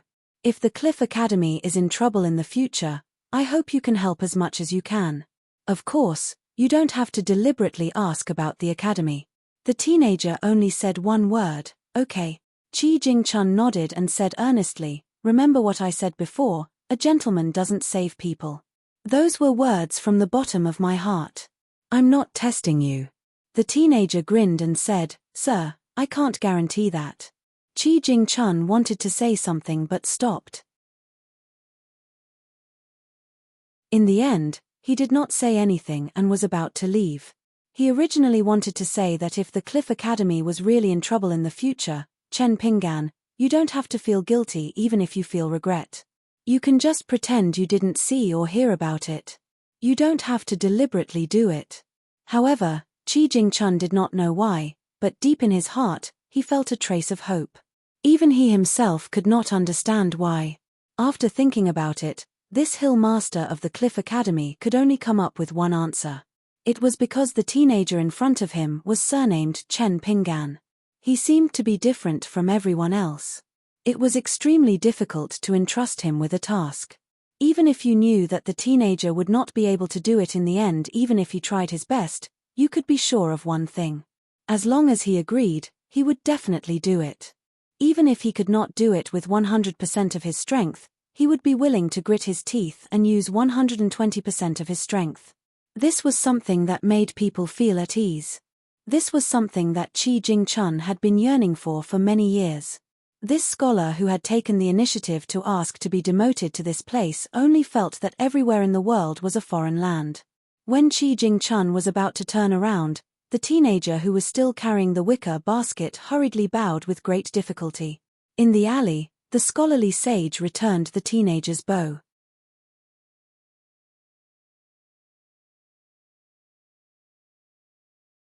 "41. Deep into the night, Song Jianqiang returned alone from the construction supervisor's office. The young man, Song Jisin, had already gone to Mud Bottle Lane, which was like a dog's kennel. Song Jianqiang did not force him. As a general who had led the army for many years, he could still snore loudly in the midst of a mountain of corpses and a sea of blood. Therefore, his nephew, who had been raised in isolation, did not live up to his identity as a noble. Song Jankyung did not feel that he owed the child anything. Being able to make it back to Dallas capital alive was already good enough. The old steward of the Yamen had been waiting at the door with a lantern in his hand. Song Jankyung was the first to cross the threshold of the side door. He strode forward and said, "No need to lead the way." The elderly steward nodded silently, slowed down his footsteps, and then quietly left. The building on Fulu Street was not extravagantly built, and the area it occupied was far less than the houses of the Liu and Li families. The previous supervisor of the kill business lived a poor and tight life, and the big families in the small town did not think anything was wrong with it. However, Song Jankyung was different. He was the younger brother of the current Emperor Dali from the same mother. He had also made great contributions to the development of new territories and was one of the top martial arts masters in the Eastern Bottle continent. His arrival was like a dragon crossing the river and entering a small lake. Even if the local tyrants were not afraid of him, in the face of people like Song Jankyung, they would show the proper respect. When Song Jankyung passed by a small courtyard, he saw that someone was still reading in the room. She was sitting upright, and when she was alone, she was still meticulous. He was indeed a gentleman. Song Jankyung's sleeves fluttered as he strode past with a mocking smile on his face. In the past, there was a young man who studied at Lakeview Academy. His calligraphy was divine and his name shook the imperial court. He was summoned by the king of Southern Wei to the imperial palace to write an imperial edict in the side hall. It was the middle of winter and it was snowing heavily, so the brush was too cold to write. The emperor ordered more than 10 imperial concubines to stand by his left and right sides to help him write. This matter quickly spread throughout the eastern Aquarius continent and became a legend. However, no one thought deeply about how strict the imperial city was. If the emperor, the eunuchs, and the concubines didn't say anything, how did the common people know? Song Jankyung suddenly let out a hearty laugh as he walked along the dark path. Song Jisin, dressed in plain clothes, returned to Clay Bottle Alley. The gate of the courtyard was not locked. When he opened the door, he saw the maidservant GQ sitting on a chair in the main hall. She was dozing off with her eyes half closed. When her head tilted to a certain degree, she immediately sat up straight and then continued to tilt. It seemed that the girl was really tired. Song Jisin bent down and gently shook her shoulders. He said softly, GQ, wake up. Go back to your room and sleep. Be careful not to catch a cold."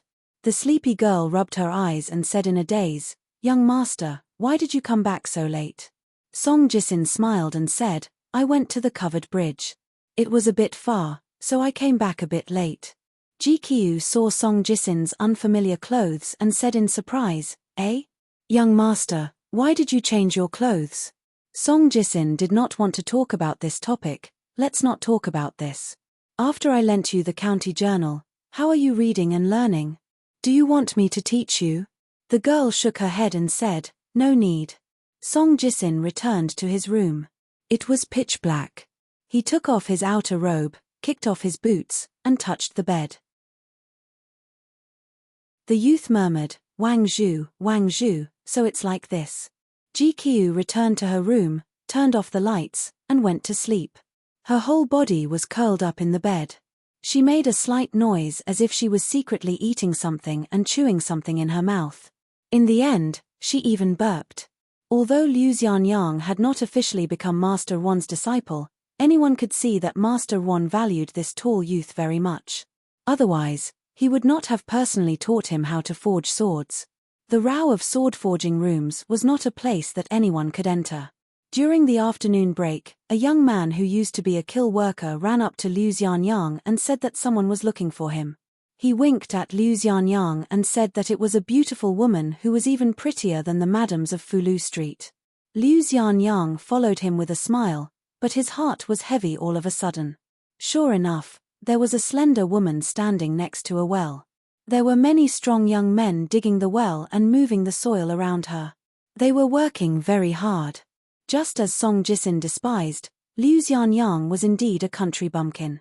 However, whether a woman was beautiful or not had nothing to do with whether she was educated or not. Perhaps the tall youth did not know that there was a kind of charm in the vague description of beauty. Especially a dignified and inwardly charming woman, it was especially moving. The word charm, if the word charm could be understood, it meant a woman who drew eyebrows. The woman in front of him, whose name and background he did not know, had delicate eyebrows like a bug's beard. Her forehead was like a cicada's, wide and square, bright and full. Today, she came here alone. She didn't look like she was going to condemn him, nor did she look like she was going to bully him. Liu Xianyang heaved a sigh of relief. However, Liu Xianyang did not deny that this graceful and luxurious madam's face was beautiful.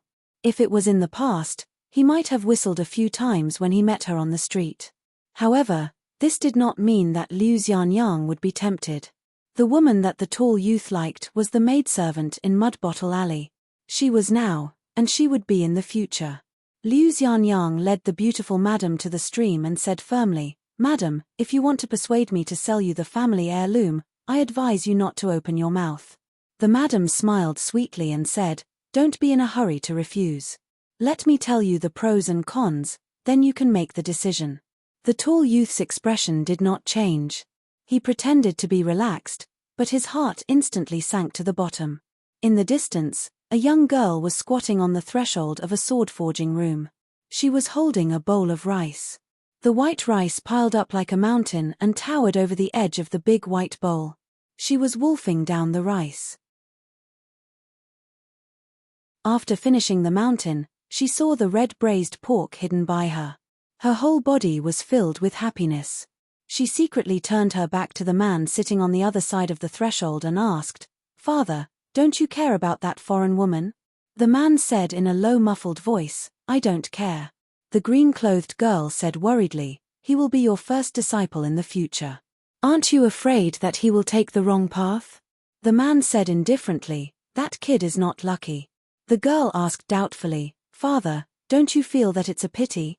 For example, when she saw the delicious and exquisite pastries in the shop, it was fine if she did not have money in her pocket. But if she had money, she bought it and accidentally dropped it on the ground. She deserved to be struck by lightning. The man did not answer the question, "Is the red braised pork delicious?" The girl subconsciously nodded happily, "It's delicious." The girl suddenly tensed up. Her father had given a decree that she could only eat one meat dish a day. So she pretended to only have a bowl of white rice and hid the red braised pork in it. It was so that she could eat a meat dish openly at night. The girl turned her head awkwardly and raised the white bowl high. She said righteously, "There's only one piece. I didn't break the rules." The man laughed and asked, "Then do you feel that it's a pity that you can't eat the red braised pork hidden at the bottom of the bowl?" The girl opened her mouth slightly. She felt as if she had been struck by lightning. Her heart was dead. The man even rubbed salt on his daughter's wound. "If you didn't ask about Liu Xianyang, I would have turned a blind eye." The girl did not say anything and ate the red braised pork in small bites. It was obvious that she would be thrifty in the future. After the man finished eating, he looked at the woman and the youth on the other side of the stream and said, "As long as this kid doesn't reach the middle 5 realms, I won't care about his life or death. Even if he enters the middle 5 realms, I will care about him once or twice, but I won't care too much. There is no door to fortune or misfortune, only people call for it." The girl said angrily, "Why don't you care?" The man said in annoyance, "Scholars take in students, and martial artists take in disciples. They are not like the gangs in the martial arts world recruiting small fries. They are not thinking about quarreling or fighting with others in the future because they have more people. In the end, in my eyes, whether it is teacher or student, master or disciple, they are all people of the same path. Besides, Liu Xianyang is not my disciple yet." The girl did not say anything. The man sighed, "Silly girl, do you know how many people there are in this remote Dali dynasty? More than 20 million households. There are so many people in the world, so many troublesome things. Can you manage them all? In the next 60 years, I will take over the town from Qi Jingchun. Don't wander around all day. Stay at the sword furnace and practice swordsmanship. Otherwise, if you cause trouble, Will I care or not? Without waiting for the man to finish speaking, the girl said, You don't need to care. Her words almost caused the man to suffer internal injuries. It was so powerful that it was not weaker than a certain sword immortal's trump card. The man really wanted to knock this silly girl's head. How can I not care about your matters? The man was a bit sad. The girl said with a face of shock, Why is there an extra piece of red braised meat at the bottom of the bowl? Ari, I've used up my share for today, I'll give it to you. Father. The man did not need to turn his head to feel the silly girl's poor acting skills. He said helplessly, Forget it, you eat. Father will treat it as if you only ate a piece of red braised meat today. Remember to forge in the afternoon, don't be lazy anymore. This time, the girl's gratitude was not fake. Father, you are so good. The man laughed angrily, It's red braised meat. The girl lowered her head and ate a mouthful of rice. She said softly, Father is also good. The man's face was taut. It was not easy for him to hold back his laughter. After thinking about it, he felt that it was better to have a daughter. Suddenly, a voice sounded in his ear, Father, can I eat another piece tonight? 2 pieces and 3 pieces, the difference is not too much, right? Father, if you don't say anything, I'll take it as a yes. The young girl ran away as fast as lightning. As for the last sentence, it was only after the girl had run far away that she said it. The man rubbed his cheek and said to himself, My family's Xiao is a god for food. After Chen Pinggan delivered the letter through the streets and alleys, he bought breakfast and sent it to Miss Ning in the mud bottle alley. Then, he began to brew the medicine with familiarity. Ning Yarrow was wearing a brand new dark green robe today. It was clean and neat. She was already full of heroic spirit. With this dress and the long saber at her waist, she looked more noble than the rich kids in the Peachleaf Alley on Fulu Street. Ning Yarrow hesitated for a moment. For now, if you really want to study the Shaking Mountain Manual, you have to do 3 things before learning the fist force: stance, walking stance, and sleeping stance. The last thing is more about the accumulation of acupoints and the flow of qi. It's hard to describe in words, so let's not talk about it first. Anyway, the first 2 things don't need to consider too much about talent. You just have to follow the posture drawn in the manual. If you persist for a long time, it will be useful.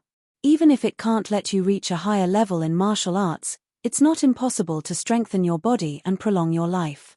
Chen Pinggan voiced out his own idea. Is it possible to practice the walking stance in the stream? Ning Yarrow nodded, of course. Start from the knees, then the waist, and finally the neck. Chen Pinggan followed her words and asked, Won't the whole person be in the water at the end? Ning Yarrow sneered, Why? Do you want to practice holding your breath under the water and become a 1,000-year-old tortoise? Chen Pinggan was resentful and didn't say anything. Ning Yarrow thought for a moment, Come, I'll show you walking stance. Look carefully. Ning Yarrow asked Chen Pinggan to move the table away.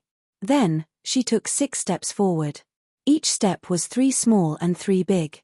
When she took the last step, she stomped down heavily. The muddy floor of the house seemed to shake. The girl did it in one breath. It seemed to be understated, but it was actually very smooth. It gave the straw sandals youth an indescribable feeling. It was like a waterfall flowing down. It was natural and contained a huge force. It was also like a leaf spinning in a stream. It was round and gentle. Everything was right, but Chen Pinggan only knew how it was done, but didn't know why. Seeing the youth's blank expression, Ning Yarrow returned to her original position and demonstrated again. Ning Yarrow stood still and turned her head to ask, Do you understand? Do you want to try? Chen Pinggan took a deep breath and tried again. He staggered like a drunken drunkard. Chen Pinggan stood in place and scratched his head. Clearly, he felt that it was a bit outrageous. Ning Yarrow's face darkened. She said in a deep voice, again. After 3 times, Chen Pinggan's condition improved slightly. However, Ning Yarrow's face was so gloomy that it looked like a storm was coming. She couldn't imagine how there could be such an idiot like Chen Pinggan in this world. He had no comprehension when it came to martial arts and his talent was so terrible. There was no other way. Ning Yarrow was a person who stood at the peak of the sword Dao since she was young. Her background, foundation, talent, and vision were all like this. Therefore, the girl couldn't understand how those people climbed the mountain step by step at the foot of the mountain that was thousands of miles away from her. She also couldn't understand why those people were staggering. In the end, the girl was at her wit's end. She was afraid that she wouldn't be able to control herself and would draw her sword to cut them down. Therefore, she had an idea. She patted the youth's shoulder and comforted him.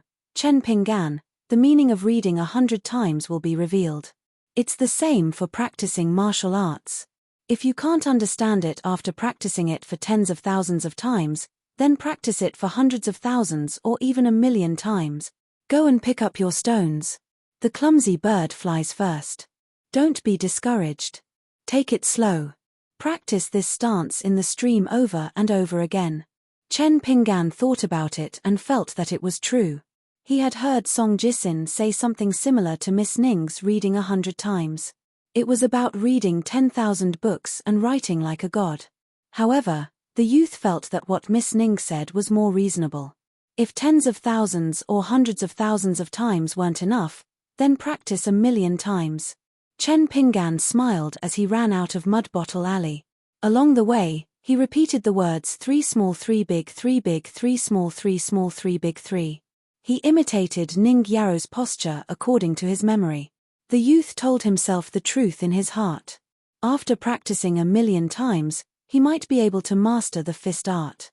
Therefore, the starting point of practicing this Shaking Mountain manual was 1,000,000 times. After that, Chen Pinggan was qualified to talk about other things. Ning Yarrow sat alone on the doorstep and muttered to herself, "Why do I feel like I've dug a big hole? Will that guy not be able to climb out?" You're tuning in to the Celestial War YouTube channel. Don't forget to subscribe and join us on this journey to catch the most captivating stories.